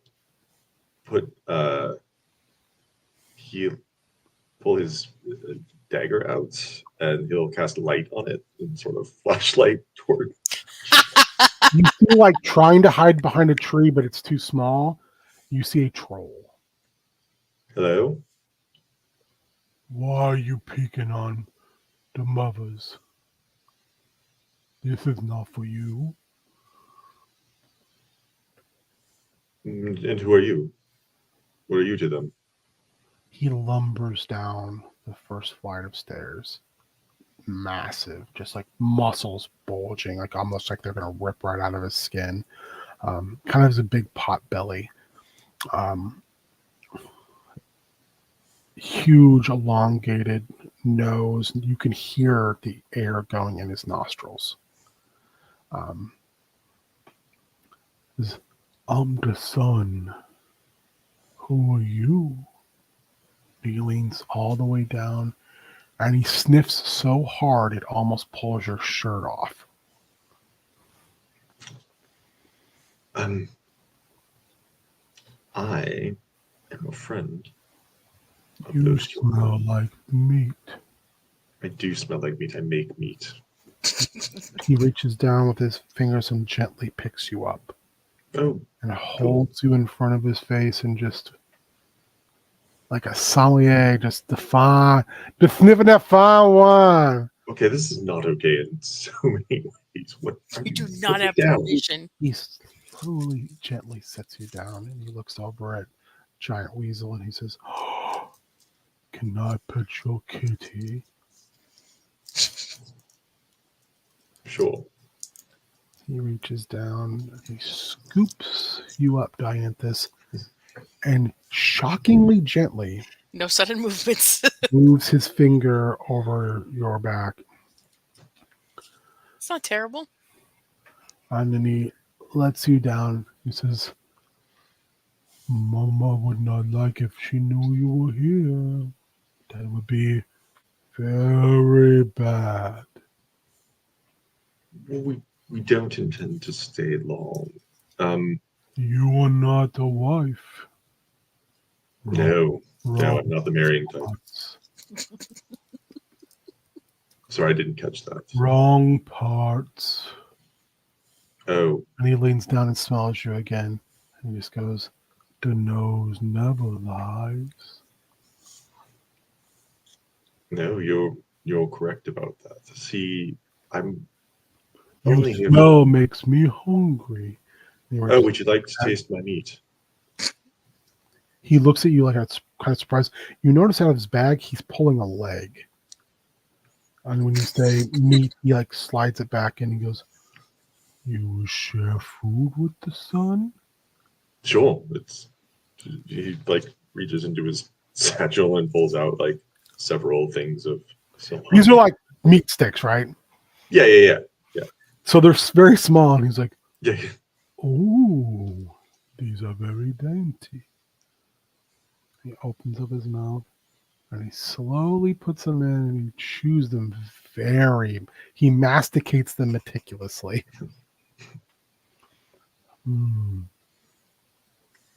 Black pepper,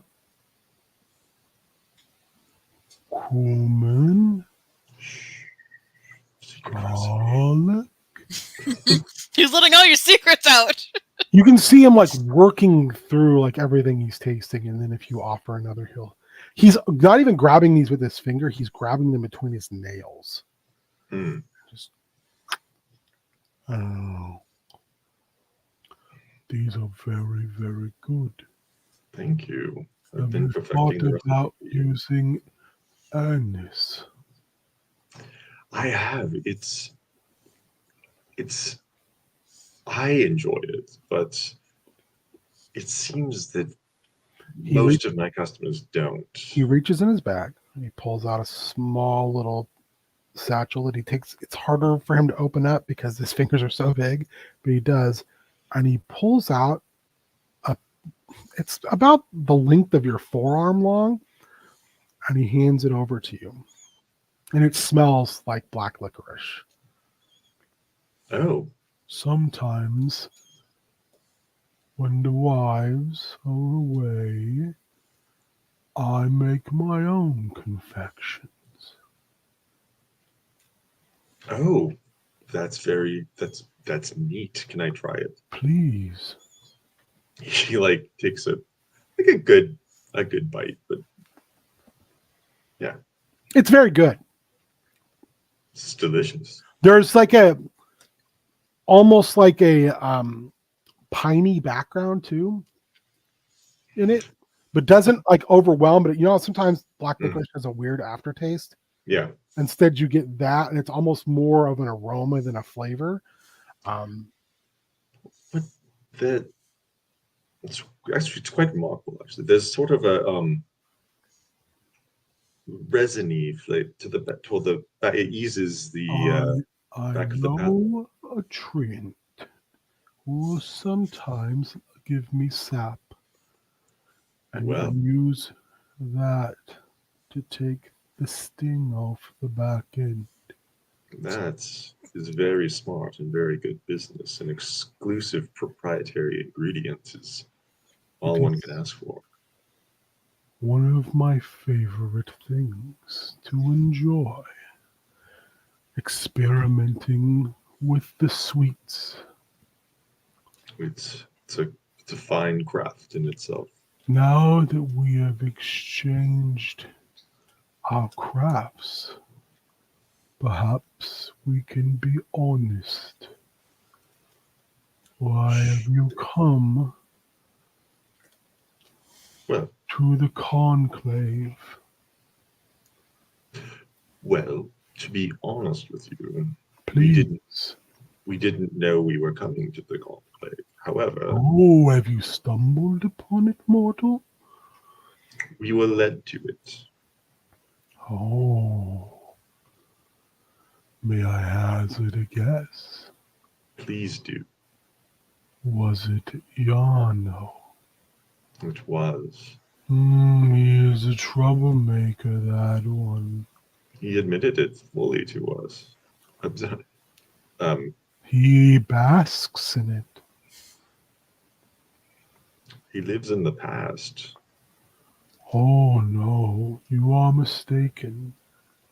Here there is no past. There is just now. Oh, see. You have made the mistake. You have come where the past does not matter. Because it's not the past. It's just now. Come. He reaches down and he grabs your hands. And he leads you down the steps. Are you coming, kitty? I follow. You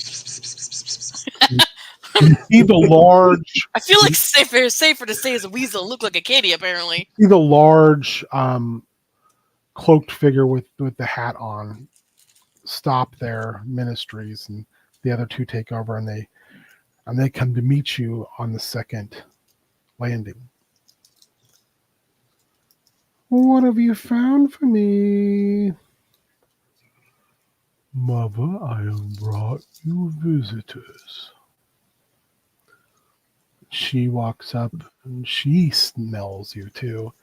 And Dianthus, make me a spell saving throw of 16.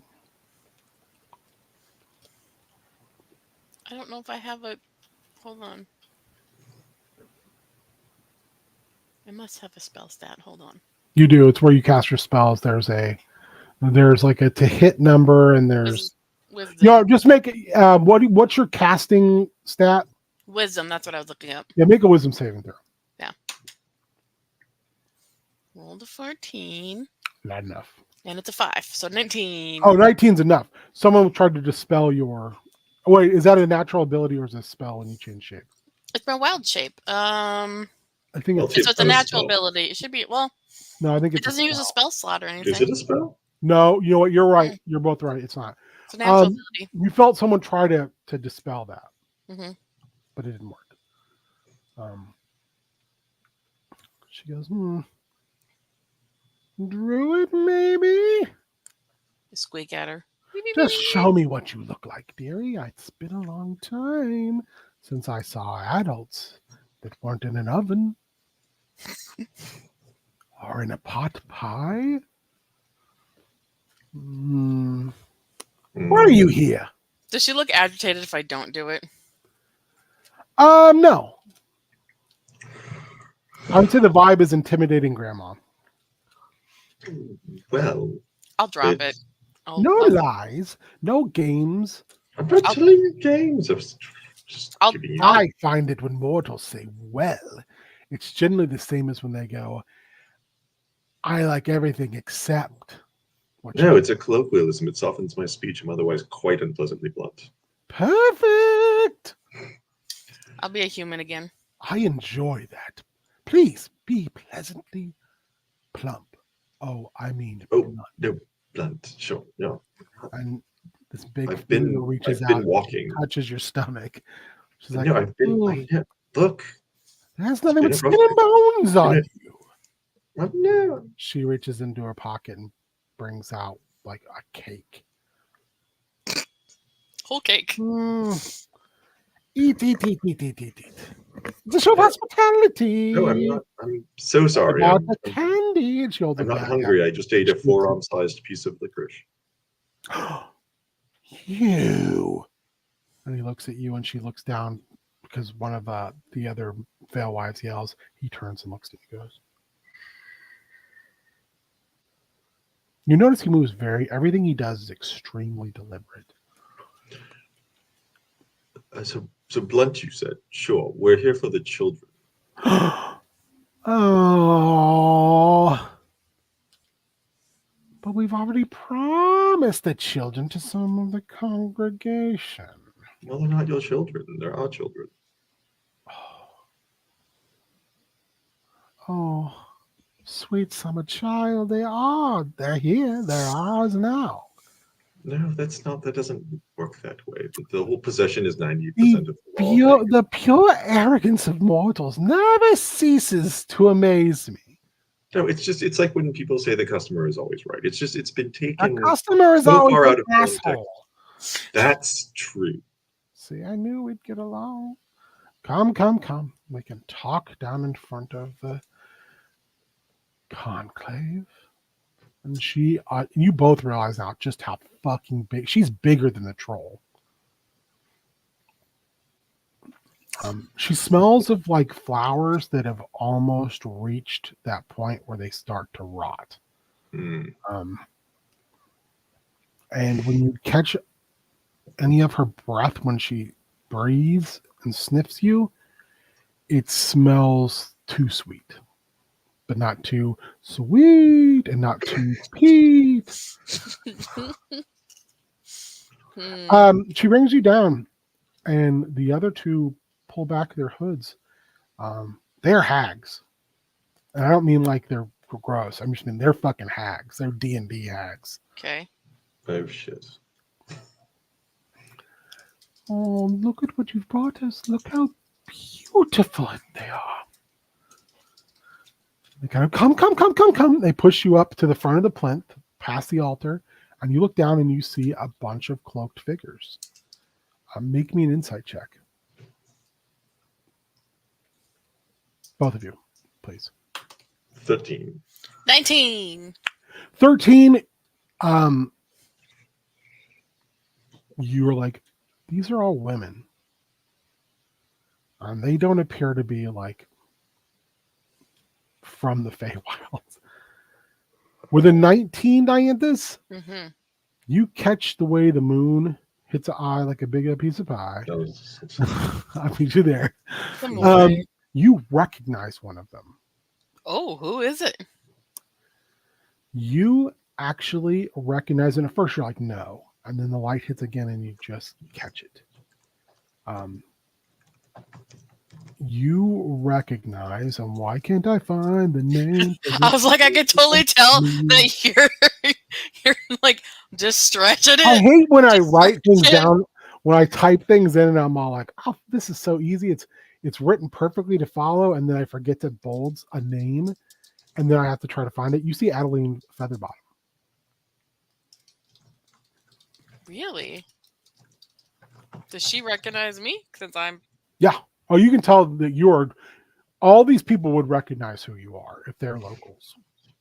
Okay. One of the hags stands up, and the large, I'm telling you now, it's a hag, lifts her sister up and puts her on the altar like she's speaking up on a dais on top of a dais. Are you like dais? Because I got a dais on top of a dais. She's like, oh, sisters, we have interlopers, and they would wish to steal the gift we wish to give you. Those of you who find yourselves barren, those of you who have lost the fruit of your wombs. Did we not promise you recompense? And we have it in these 3 young children who by fate alone stumbled their way through the briar into our open arms looking for succor, and we provided. Now we just simply wish to give that gift to those of you who have lost and so desperately need. And you, she turns around and points directly at Tiburon. So you, a man, would take that. Wouldn't be taking them for myself. I would be bringing them back to their mother, who They're is very booing. worried about them. Like the crowd is booing. Like as soon as you start to talk, they just start to boo you overwhelmingly. And she leans in really close and says, I don't think they can hear you, sweetie. I step in front of Tiburon and I'm gonna see if they can. I'm gonna see if they can hear me. Come?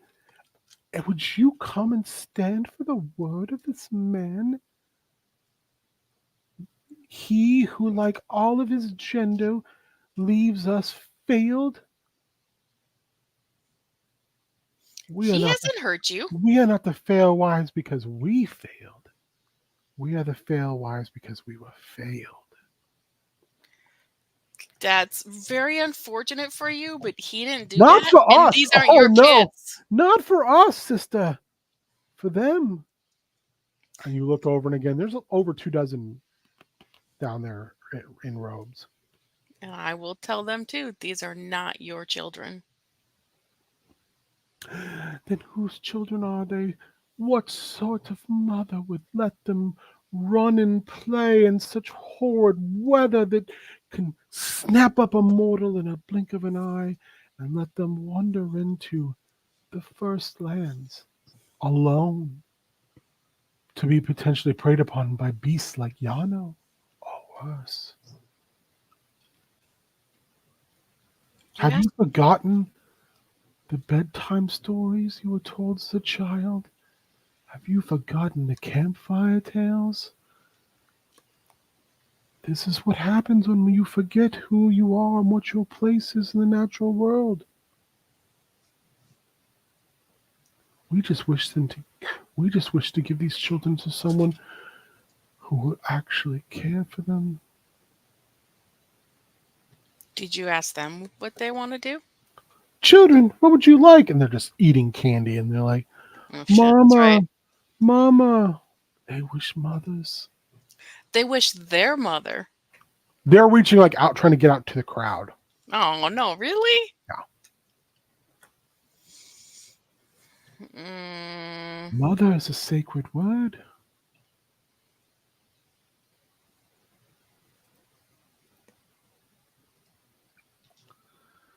The troll grabs you, Tiburon, and actually sits you back down beside him. Just get him manhandled. He leans down and says, Don't excite the wives. You would not like them when they are excited. How about when they're angry? You get the impression that's what he means. Just making a Hulk reference. Yeah, I know. Okay, just making sure. Make sure someone else saw it. The large one takes off their hat, and you can just they are truly a hag. Their one eye is massive, and the other one's all shrunk back, and then their skin is a molted gray. They have warts where flowers are literally vining and growing out of them. Their head compared to their body is small, but their body's misshapen, but it's just massive. And they remove this hat and they set it down and stand upon they're standing behind the altar because they're so big you don't think they could stand on it. I am as men and husbands and fathers made me.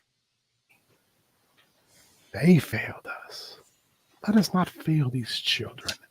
Allow us to give you what you have asked for.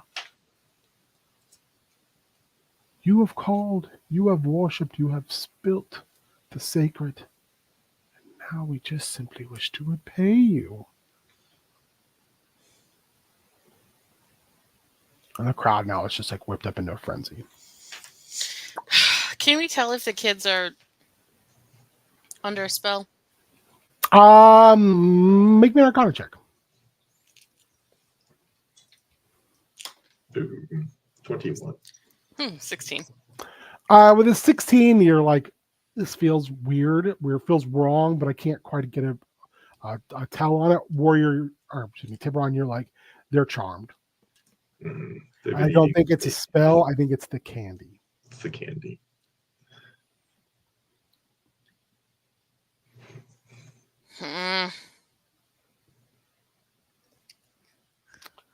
As the large hag talks, the large veil wife talks, one of the other ones grabs you, Dianthus, and ushers you towards the back of the plinth and says, "What would you have us do, sister? Would you have us lie? Would you have us take hope from these poor souls who just want someone to believe in, and we have given them that?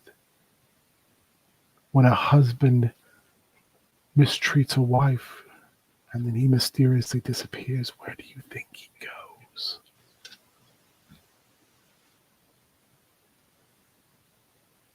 We are retribution. We are the gods you all tried to forget about and couldn't. It's just we are small gods now rather than large gods. But I will make you a deal because I see a sister in you. Would you like to make a deal? What are their terms? I will give you the children. Under protest.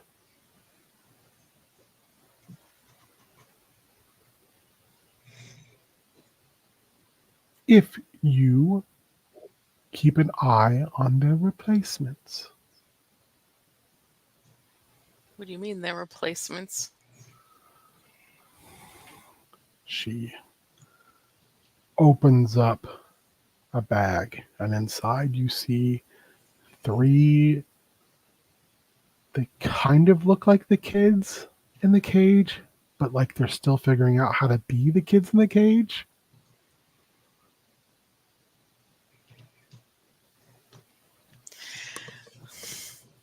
She wants to send fake kids back? No, Keep real kids there? I I'm want to confused. give these children to the women who have come and begged so heartily for help. I will let you take these 3 children back to their supposed mother who does not care for them enough to keep them under heel. That's what I'm offering you. Everyone wins.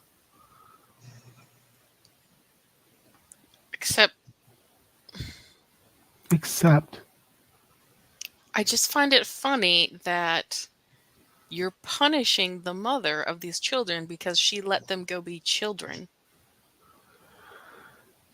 But I'm not punishing her because she'll have her children back. Only if I agree to your deal, she should have her children back because they're her children. No, I'm afraid not. But I'm not here to argue semantics. I'm willing to do this for you. In return, you will join us. You will commune with us. When the sisters meet, when the veil wives call, you will come.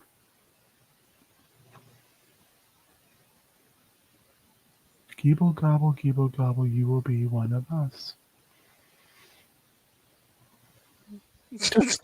Just to hear our messages, just to listen. A year for each child. Hey, I've already made a deal today. Not with me, you haven't. Well, I have a rule. I can only make 1 deal per day. Oh, then it's a shame. We could not come to an accord.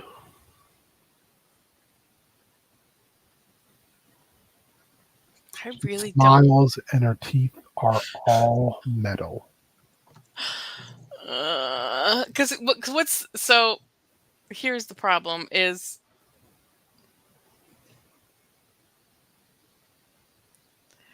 I just feel like am I selling a part of my soul to do this? Like the fact that she can just call me there. You can only get called to when there is a communion.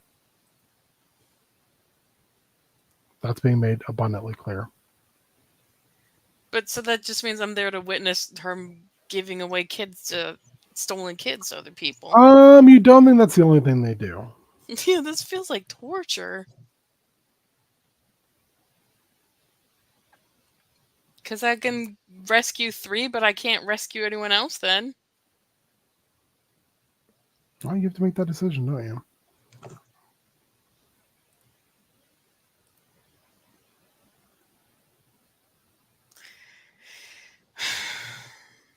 But you're saying if I don't do it, the chances of us getting out are not good, right? What level are you? Huh? What level are you? That's what I'm saying. I'm a 4. I have some spells, but I don't think it's going to help against The that. large hag, just alone, is a 6. Yeah. That means 4 characters of level 6 is generally what they're statted for. I just don't like being told I don't actually have a choice.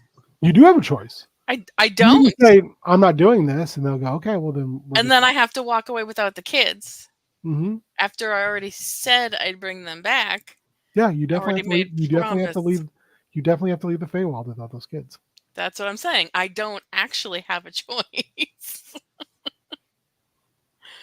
I said I was going to bring them back, and I have to bring them back.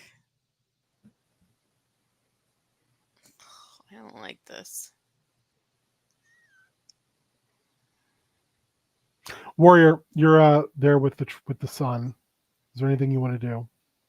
I think he's observing, but he's also like, so that doesn't seem to be going ideally. Which part? All of it, frankly. All of it? Do you have any suggestions on what might work a bit better than what we've tried?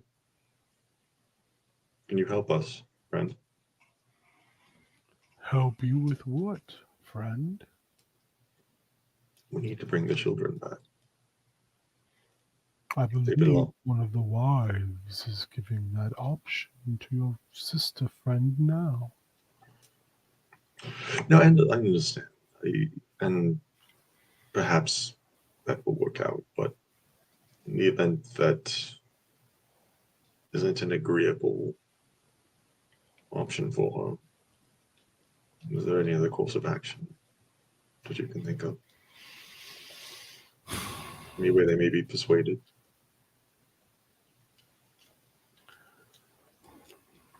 He kind of sits there for a moment and he thinks. He says,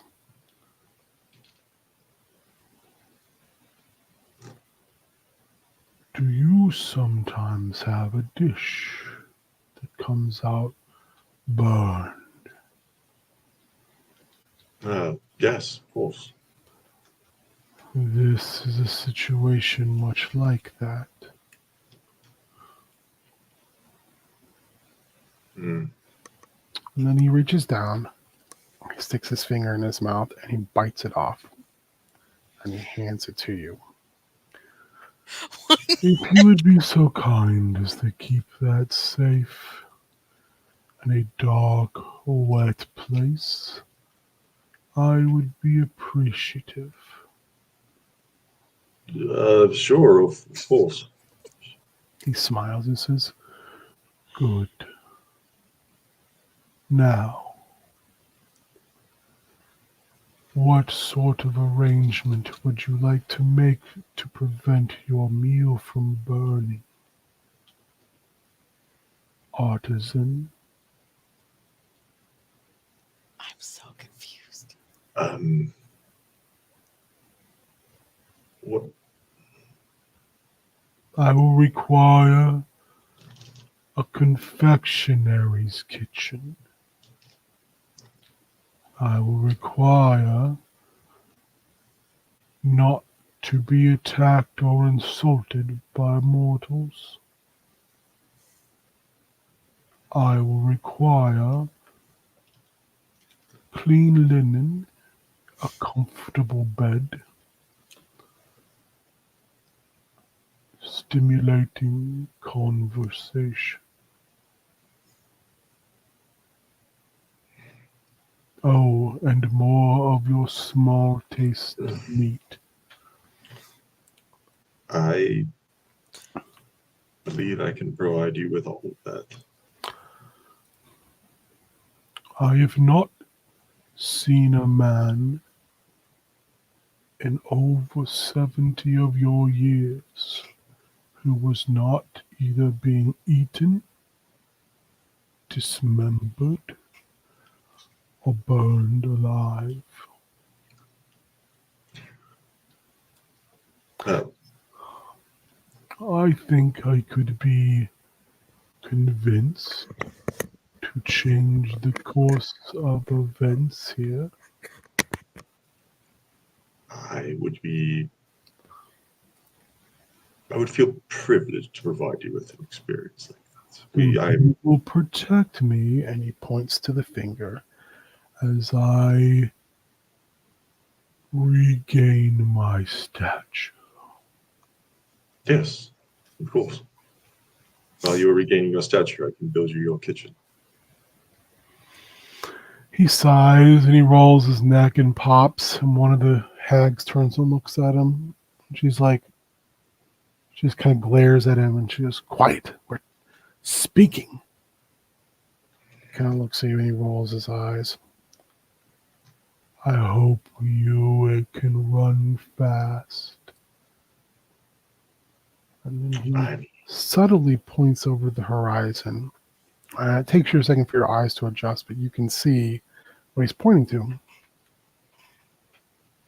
And it is briar that has been woven into a circle. "That will take you back to your world, mortal." all right. We will take the children. Go. I'll care for you. You will not die.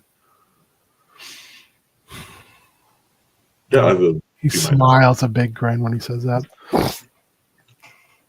Dianthus, Yeah.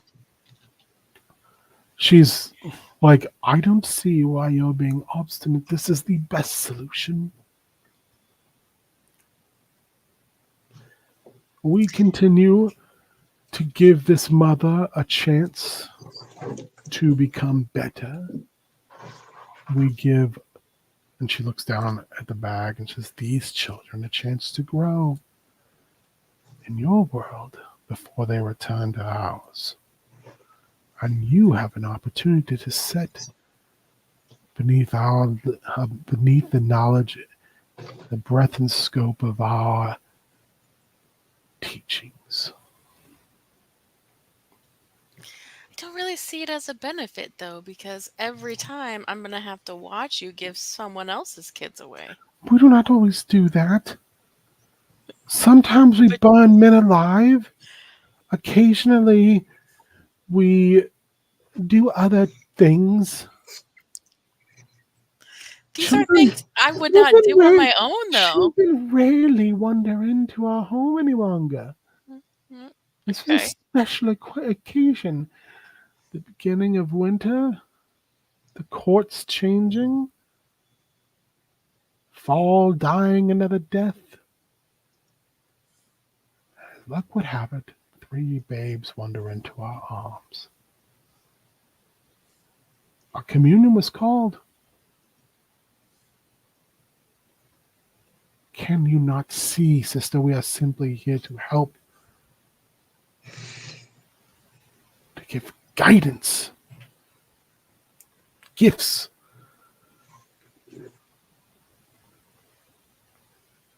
And reap the evils brought down upon our less fortunate sisters. I appreciate you helping them, but this is not the way I. Oh, this is not the way you would do it. Yeah. Tell me, how old are you in mortal years? Oh, that's a real good question that I don't remember. Where is your 22. I'm 22 22. years of infinite wisdom? Yeah.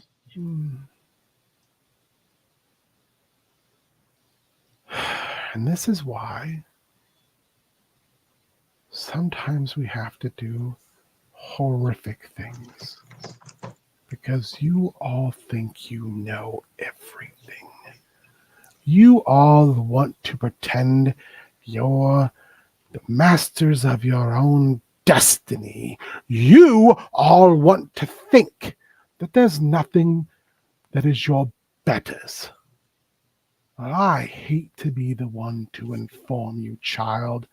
Your time on these worlds is but a speck of dust and the sands of a desert that is my sisters and I's lives. We were here before the scar, and we'll be here long after it. I see I have wasted my time, my breath, and my energy by thinking I could speak reason to you. And she turns and walks away from you towards the dais, or towards the altar on the plinth, and the large sister helps her onto the top, and she begins to fucking rant. Where's she in relation to the kids? The kids are like on the left side by the brazier. She's in the Fail wives are in the middle, and the troll and Ryan are directly, or warrior or Tiburon are directly behind them by about 10 feet.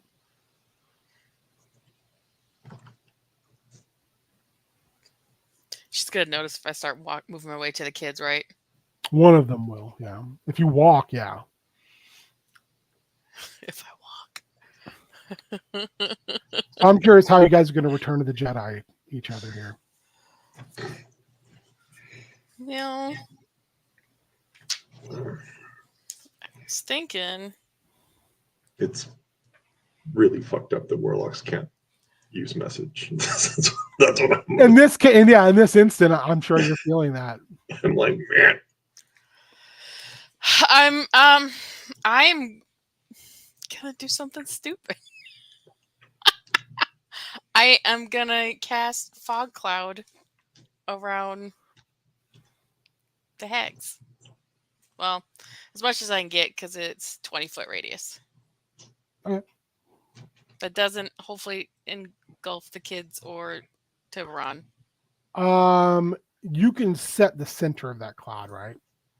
Yeah, it was within 120 feet. Yeah, I would center it so like the cage is not there. Yeah. So just for clarification, it's roughly 30 feet down off the plinth. They are, or the kids are?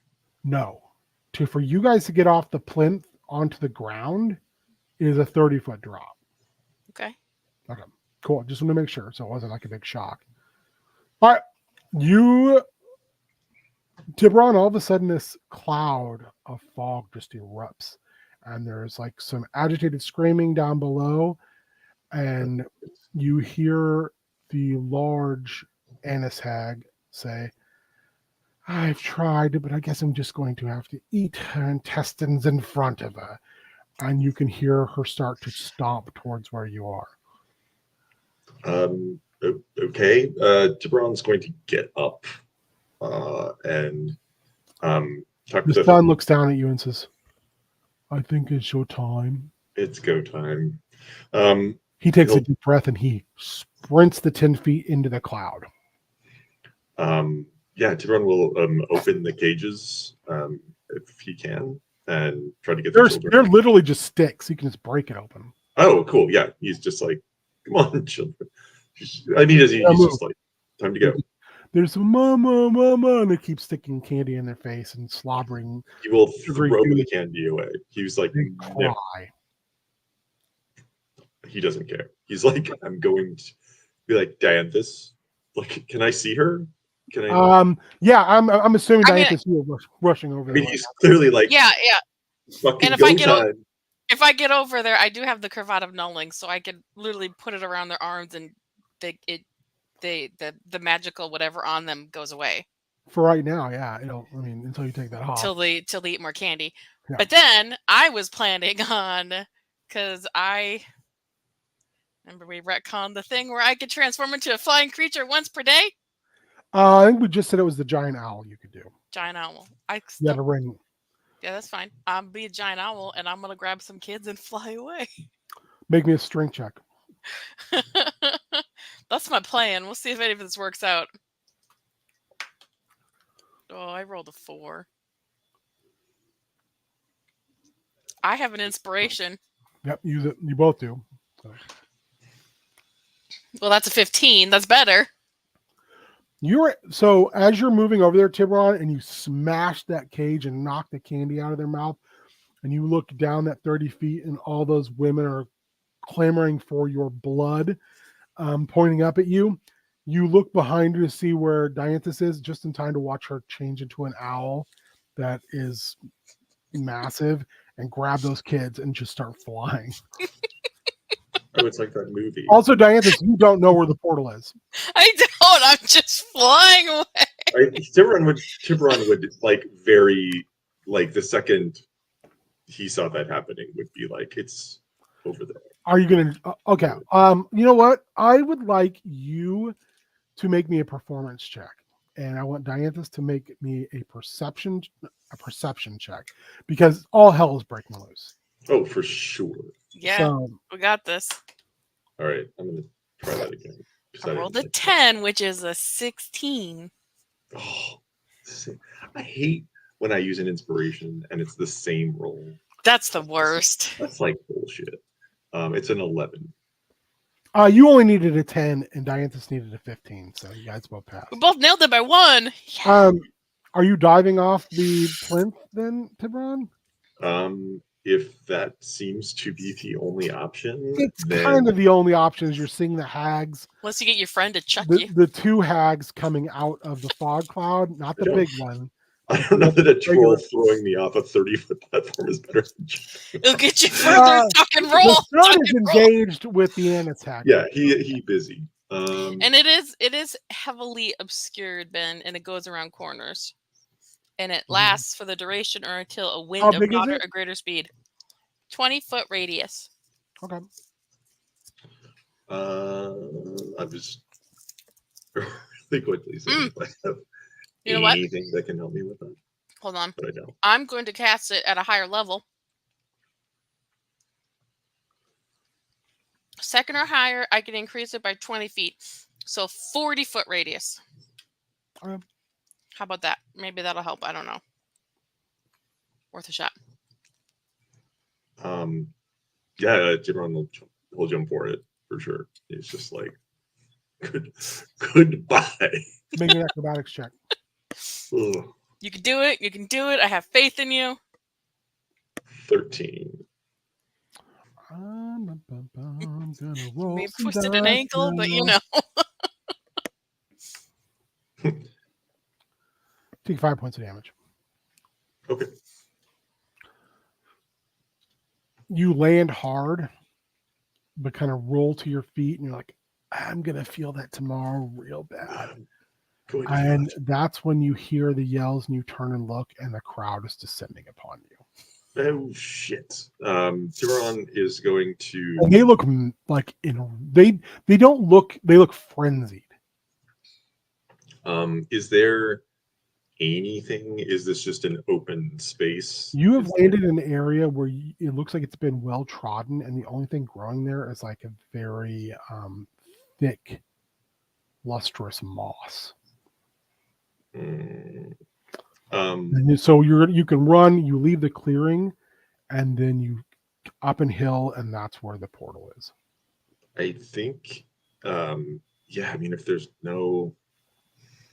just nowhere to like hide or even get a little bit of cover. I think he will. Yeah, he'll run. I think he will. Are you waiting to go through the portal, Dianthus? Or are you just taking them through? I hope you just went through the portal. I'm just gonna go through. I'm hoping there's a chance I can come back, but I don't. We'll see what happens. I can go through. Plus, just so you know, giant owls have flyby, which doesn't provoke opportunity attacks if you fly out of an enemy's reach. Yeah, you're fine. Okay. I rolled for them to perceive what you were doing, and they didn't. And I can fly 60 feet at a You're already in through the portal by the time. Okay. But by the time Tiburon hits the ground, Ow! you get Ken. through, and there's no portal on the I other can't go end. back. Okay. I think Tiburon will when he lands.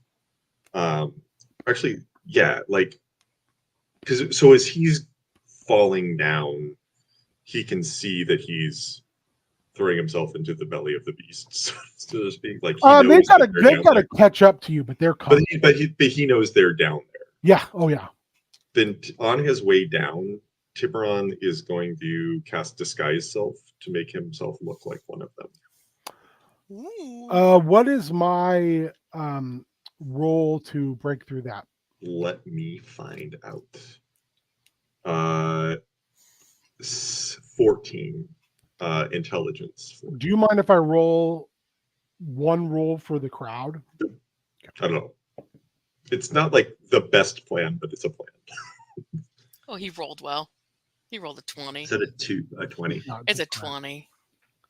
I mean, I use my inspiration. You change, and you realize because you changed like in front of them, and because they're just in mid like bloodlust, basically, that it's you just if you think that if you had a chance to like turn a corner and loop around and get back and mill around the crowd, you could probably pull this off. Oh, sure. But right now, no. Yeah. There is a hyperfixation of like they want to rip you apart with their bare hands. I get that vibe. Yeah, he's running for sure. Okay. Make me a 5 before 3, and I want you to tell me what skills you're using each time in order to avoid the mob, and make it up through the foliage on the hill and all the way to the portal. I think so. I think first,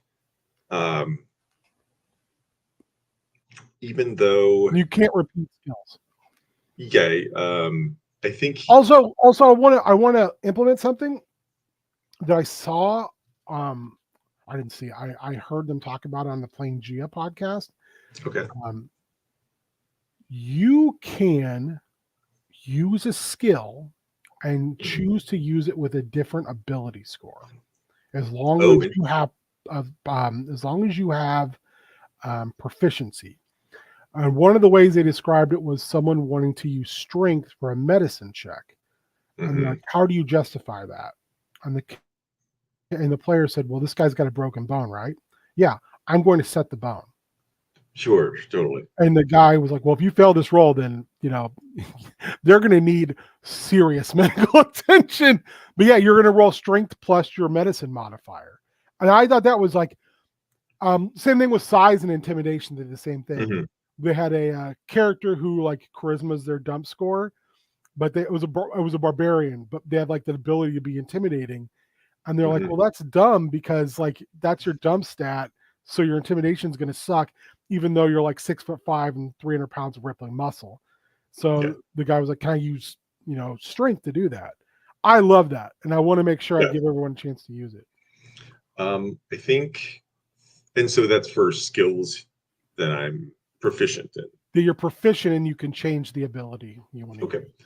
I think first he is going to use deception.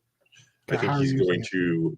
So what he's going to do is, I think he knows that it like the disguise self didn't fully work, but he's still going to try to like make it last as long as he can. So what he's going to do is he is going to cast minor illusion because he's shorter than 5 feet. So he's going to make a duplicate of himself kind of in the position that he starts running in. And then he's just going to run in a straight line. I love that. Yeah.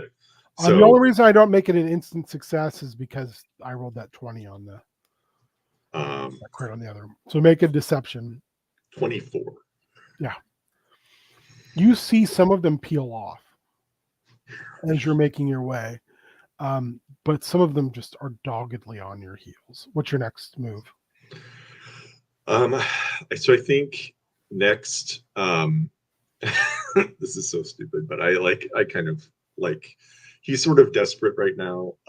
So I'm going to use persuasion and just actually no, I don't want to use persuasion. I don't think that's going to work. I don't think he can persuade them. Think he will use investigation to try to just seek out anything he can make a little bit of opportunity for. If he can like find like roots in the ground that he can like step over that they'll trip over. Make your roll. Yeah. And so yeah, let's nope, 5. I rolled a natural one. Okay, so you start going and like you feel like you found it and you jump to try to plant and move over like a hill as you move into this wooded area. And what you didn't account for is it's a dead root. And when you plant, it just and you stumble down onto your one knee as you get back up and you're moving. And they're very close now. They're almost on top of you. This wave of feminine humanity is like right there. Okay. I want to use. So that's 1 and 1. Yeah. So I don't get 3 failures. I will say that it will end badly. Try not to. I'm going to use perception. Okay. And I want to see if he is looking. I want to use charisma for this because he wants. So how are you using charisma? He is trying to like when he looks back at this group of like frothing angry people, he wants to see if he can find any shred of humanity that he can grasp onto. And because I know as a player, but he doesn't know, I think I want to see if he can see Adeline. Hell yeah. Okay. Yeah, 23. Hell yeah. You're roaring, through this now, like you're crushing through small trees, you're digging through the ditches, burn all the wedges, get in the back of your Dracula. Yeah. You're like, as you're going, you're even like, if you see a rock and you see a handle, you grab it and you push it down behind you.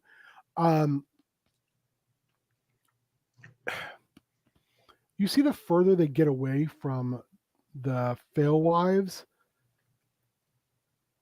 there begins to be like this slow but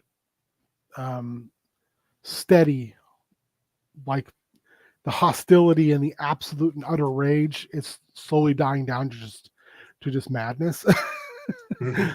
And you do catch eyes with Adeline and she stops. She just like there's this moment where you're looking back and you hit eyes with her and she just stops.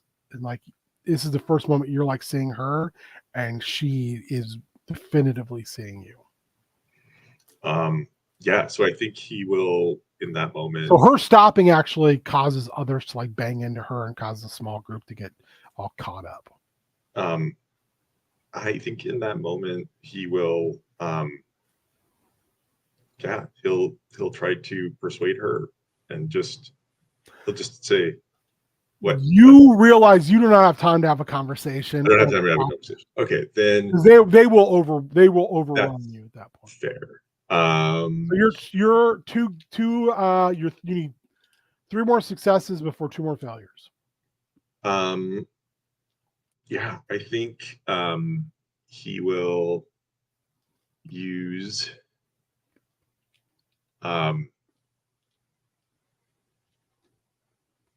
intimidation. How are you using and he will he'll throw an Eldritch Blast at their feet. He will fully intentionally miss. Perfect. But I won't even make you make the attack roll. Just make your intimidation roll.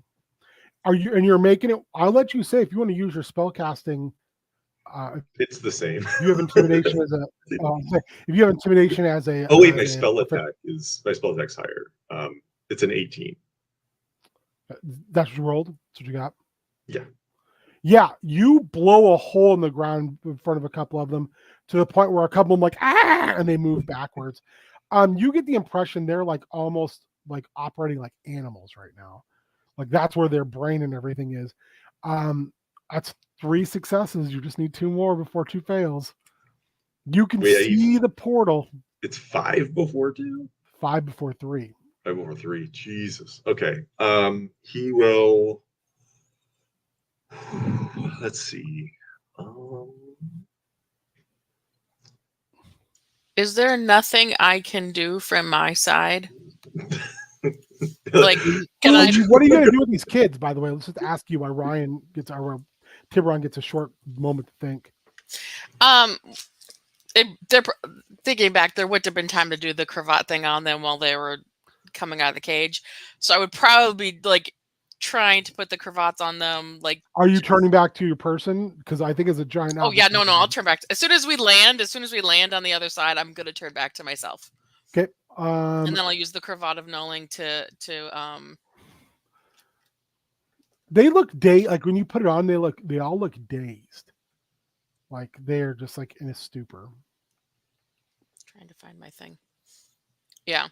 I'm gonna I wanna kill the magical thing on them and then try to be like, it's okay. We're okay. We're okay now. We're gonna go home as soon as my friend gets here. Make me a persuasion roll. Because it is snowing so hard, you're not even sure where you are. But I am a wanderer, so I can recall general terrain, and I can get food and water if need be. Do you have to have gone the same route? So we're saying that we're not ending up back by like the playground. Okay. I'm guessing I would, because it says recall general terrain, so I'm guessing I will. I'll let you make a history roll at normal rather than at disadvantage, because you're still in the general same area. Yeah. To 15. You like, even though it's getting to the point of like whiteout, you're like, I think I know where we are. Okay. But you also know, like, you can't sit out here too much longer because these kids will start to freeze, and you eventually will as well. Yeah. Is there a tree or anything by we can dig? I just want to wait a minute and see if Tiburon gets through. You can like clear a little area and see if I can just like kind of tuck us in just for a minute. Yeah. While I'm make me a survival check. Could I potentially use Josephus Shank's portable hearth to start a fire? Yeah. That's a 3 plus. Yeah, you could 6, do that. 9. Yeah, you could do it, but you could do that and it'll keep you warm. I just want to try to keep them warm for a little bit longer. You could also just open one of those kids up with your lightsaber and stuff the other 2 inside. It would defeat the purpose of everything I've just done, of the problems I've created. I so wish I could make tauntaun noises when I said that.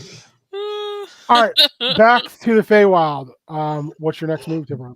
I think Tiburon is going to use performance in the service of casting another spell. So he is going to he's going to sort of juke one way, like, and to kind of hopefully herd them, like, like this way, and then he's going to cast kind of just a few feet in front of them. He's going to cast Unseen Servant, so they just trip over it. Nice, I like it. All right, make it. What skill do you want to use for that? I was thinking it would be like, because I feel like you're setting a trap. I was thinking it's like sort of performance-y, like he's like luring them in. Yeah, you know what? I'm fine with that. That's a good explanation. 21. Just need one more success. Yeah, you see some of them biff it, and the other ones, they're so like focused that they are just stepping on people to get to you. I believe it. Okay. But you do realize they're slowing the closer you get to the portal. Like the influence is wearing off, kind of vibe, or they're tired. Yeah, it's a little bit of A little. I and thought this was going to be a when- fun meeting. and that's when you hear a massive smash as you see the Annis Hag Hulk jump and land about 30 feet behind you, Hulk style, and like knocks the back end of the people chasing you get just thrown all over the place. So you only have about 6 people behind you now. And you see her like look up, and she's got green troll blood like all over her face and down her chest. Buddy. You shouldn't have run, Sonny. You shouldn't have run. Now I have to grow a new son over this. It's fine. I'll grind your bones into my bread. As we all make choices, don't we? And he will like one success before 2 fails, Ryan. Okay. Oh.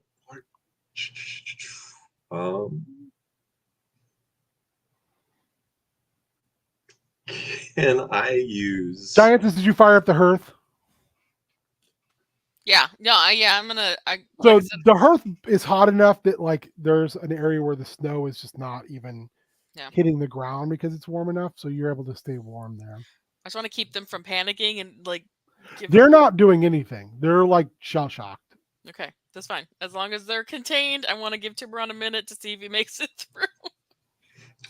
I think what I would like to do is Tiburon, I think, in this moment is understanding that, like, although he still has the finger bit from which he can regrow his new friend, I think the gravity of the like sacrifice is like hitting him and touching him. And so I think I want to use charisma for history to be like inspired by the memory of his friend's sacrifice. Hell yeah, that's an amazing combo, Ryan. I love it. Okay. 9. Oh no! It rolled off 19. It was like, and I was like, one baby. So as you're realizing, like, you're seeing this troll blood just smeared all over this one of the fail wives, and she's telling you like, I'm gonna grind your bones into my bread. You're like, I got to do this because I can bring him back. I can honor this thing he did for me if I just get through this fucking portal. And as you're running, you hear her lift off of the ground again, and you're like, I'm too far away. I'm too far away. So you realize like this is literally do or die at this moment. I think I got to go with the best chance I have left. And I think he's going to, like, I'm going to use perception. He's just having full Have you moment used of perception clarity. before, though? I think you used it. I didn't. I used investigation. Okay. And so it's like you full, saved like, that in your back pocket, didn't you? I did. It's well full moment of clarity. Full like do or die. Like, yep, this is just the fastest, safest path. Like, just zeroed in. Oh fuck, 8. It bounced off 18. It was you want like, to use your inspiration? I did. I used it for that stupid. I used it for a check earlier to. What were we doing? It was the communication. It was when we were communicating you said the same dice. to make sure that she could know about the thing. Benjamin, you can't let this happen. What can I? Is there anything I can do? Do you have any spells? Kibron, do you have any spells you want to last minute cast? But like, can it reach through a portal? Is the thing? I think that Tiburon can use. So he's getting the sense that like this hag is going to like just Hulk stomp him, basically. You're not sure, but you think she's gonna either reach the portal before you or reach you before you reach the portal. I think The portal basically is not an option for you any longer, is what you're realizing.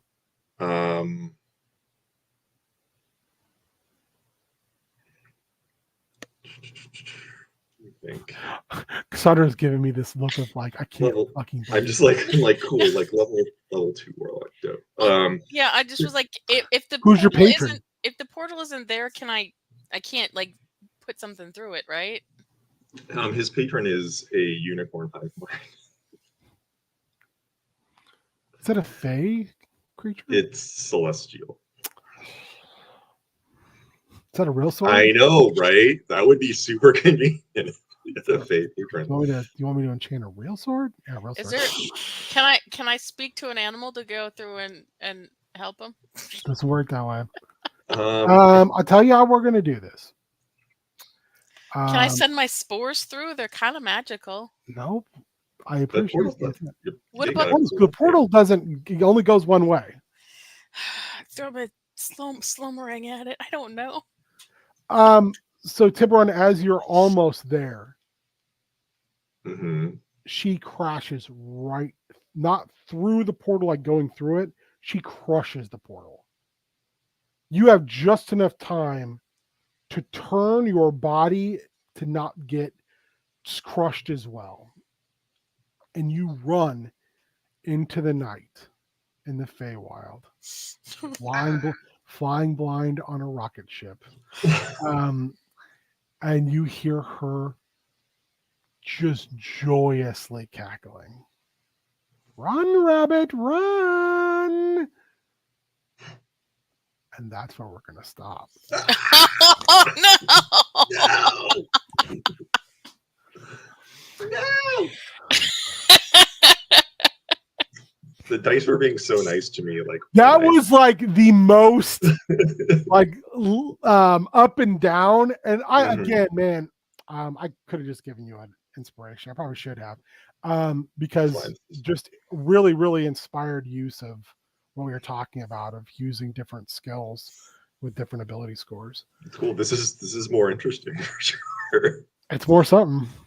I got called up. He's gonna for be using like- your full name, Ben. He's just gonna be like rampantly. Oh, did you? Be like, can you hear me through my taste buds? Yeah, at the end, Tiburon's gonna wake up and say, "It was all a dream. I used to read Board Up magazine." So I mean, so we do this again in 4 weeks. Yeah. I will say that if anyone knows anybody who'd like to play, as you can see, we're down to 2 players currently. I'm very happy to see us get up to 5 at most, but I'd love this for us to be at 3. But either way, I had an absolute blast. That was super fun. So where can people find you two beautiful, beautiful people? Nowhere. Nowhere. Don't you dare try to Cassandra's a find- ghost inside the machine. I am a ghost. I'm not really here right now. It's just all figment of your imagination. Wow. Yeah, no, I'm You not know who really. can find you? Kellic Kellic can find you. can find. Kelly can find anybody. No, I'm not really on social media. I got a Facebook, but you know, it's just a thing. It's just a thing where I post funny memes and can send Ben dad jokes because he loves when I send him dad jokes. I do actually enjoy a good dad joke. I really love animal videos because I do those 2 things and food. I send you And food. recipes.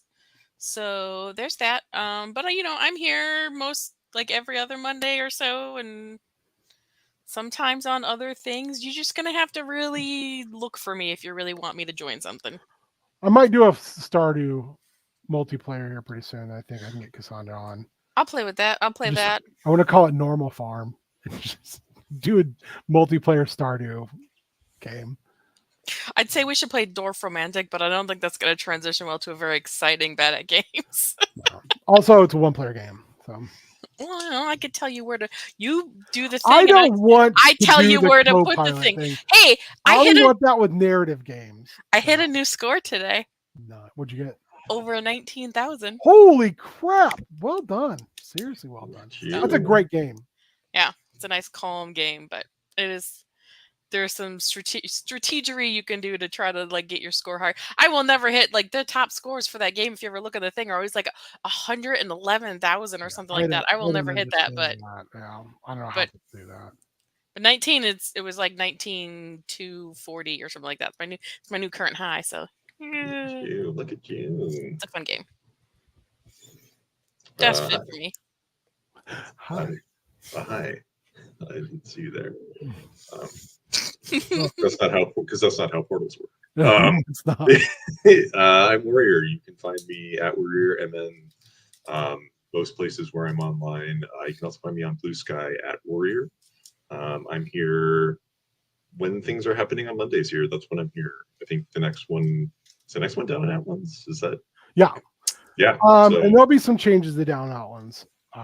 Some relatively large ones coming up. Oh, really? I'll talk to you as soon as we end this about it a little bit. Okay. Sounds good. Yeah. That's it. That's it. I'm here tomorrow for Meng. On Meng. I know Colin's working on Lego. And then I am working on some Motu Boys. As I showed my Kellic that's coming together. I'll probably do some other just part swappy stuff for a little bit. But yeah, we'll have some fun for about an hour. We'll laugh and we'll cry. And did you ever show your new stuff online? That's on top of your parts thing? Oh, Eternia? Yeah. Did you ever show any of that? I mean, I sent pictures in the Discord. Okay. Well, I just, maybe a wider audience might want to see. I don't know if my camera is very good for that. Oh, like, okay. it's not wireless, so I can't like. Well, you could bring it over to you. You've moved them before. It touches the ceiling, Cassandra. I don't want to keep fucking with it. Cool things I can see. You don't have to. I just was giving you ideas. Maybe I'll take some more pictures or maybe a short video of it. But I only want to do that too once I get some dudes up on it. Oh, okay. Never mind then. And then I think that's it for the week. Like I said, I might try to sneak an emergency bout of games in this week, but maybe not. I don't know what we're doing for FKA Spoopy Boys next week. Again, I can't say enough. I hope we inspired some of you to go watch Creep 1 and 2 because they're so good, and you can watch them back to back in about 3 hours, and they just run seamlessly into one another. So I know Carlito saw Longlegs today, so I'm sure he's going to want to talk about that. I have not seen it, nor have I seen it in Violent Nature or a couple of the other big horror movies that have come out here recently. So I'm not sure. I think we were going to talk about like summertime horror, but I don't remember. We didn't pick like a movie. You can see Midsommar. Good. I mean, there's a lot to talk about in that movie. There sure is. I watched it not long ago, and it's not, like super scary and the like. It's not meant to be. But there are some shots in that I was just like that really, really caught me off guard. Yeah. That's what I'll say. Like I mentioned about Creep when we talked about it was Creep 1 and 2. There's almost no blood. Mm-hmm. I don't know if you've seen those movies or not. They're like horror-esque. So good. Mark Duplass. It's basically they're like two people movies. There's him and another person. It's basically, and they're kind of found footagey. Mm-hmm. And you're just watching someone sort of horrifically play with another person until like the end game. It's real good. And they literally fit right into each other. And they're very good. And it's really hard to figure out what's going on because Duplass is so fucking likable. Yeah. And even when he's unhinged, he's pretty likable. Highly recommend. Did you see Come to Daddy with Elijah Wood? Mm-mm. Come to Daddy is like a very aggressive version of that. where dude is estranged from his father. His father gets a hold of him and is like, hey, I want to fix this. I mean, he hasn't seen his dad since he was a kid. And he goes, and it turns out it's not his dad. Oh, wow. And just, it is insane. It's very, very good. But I watch Creep 1 and 2. They're fantastic. They're very quick. And if I remember correctly, some of it's just straight up improv, and it's great. Nice. And the second one, I think the second one might be better than the first one, because you now know kind of what to expect, and then the other character just destroys all expectations. Wow. And not in like the cliche way. Like I was like, oh, this is going to be, they're the same type of person, and then this is going to be like a haha, look how smart we are type of thing. And it was like, nope, that's not what it is at all. No, not that. No. So yeah, anyway, we'll figure out what we're watching. So prep school is probably next Monday. Guess what? I don't have a game next Monday. What? Yeah, I don't have another game till the first of the month.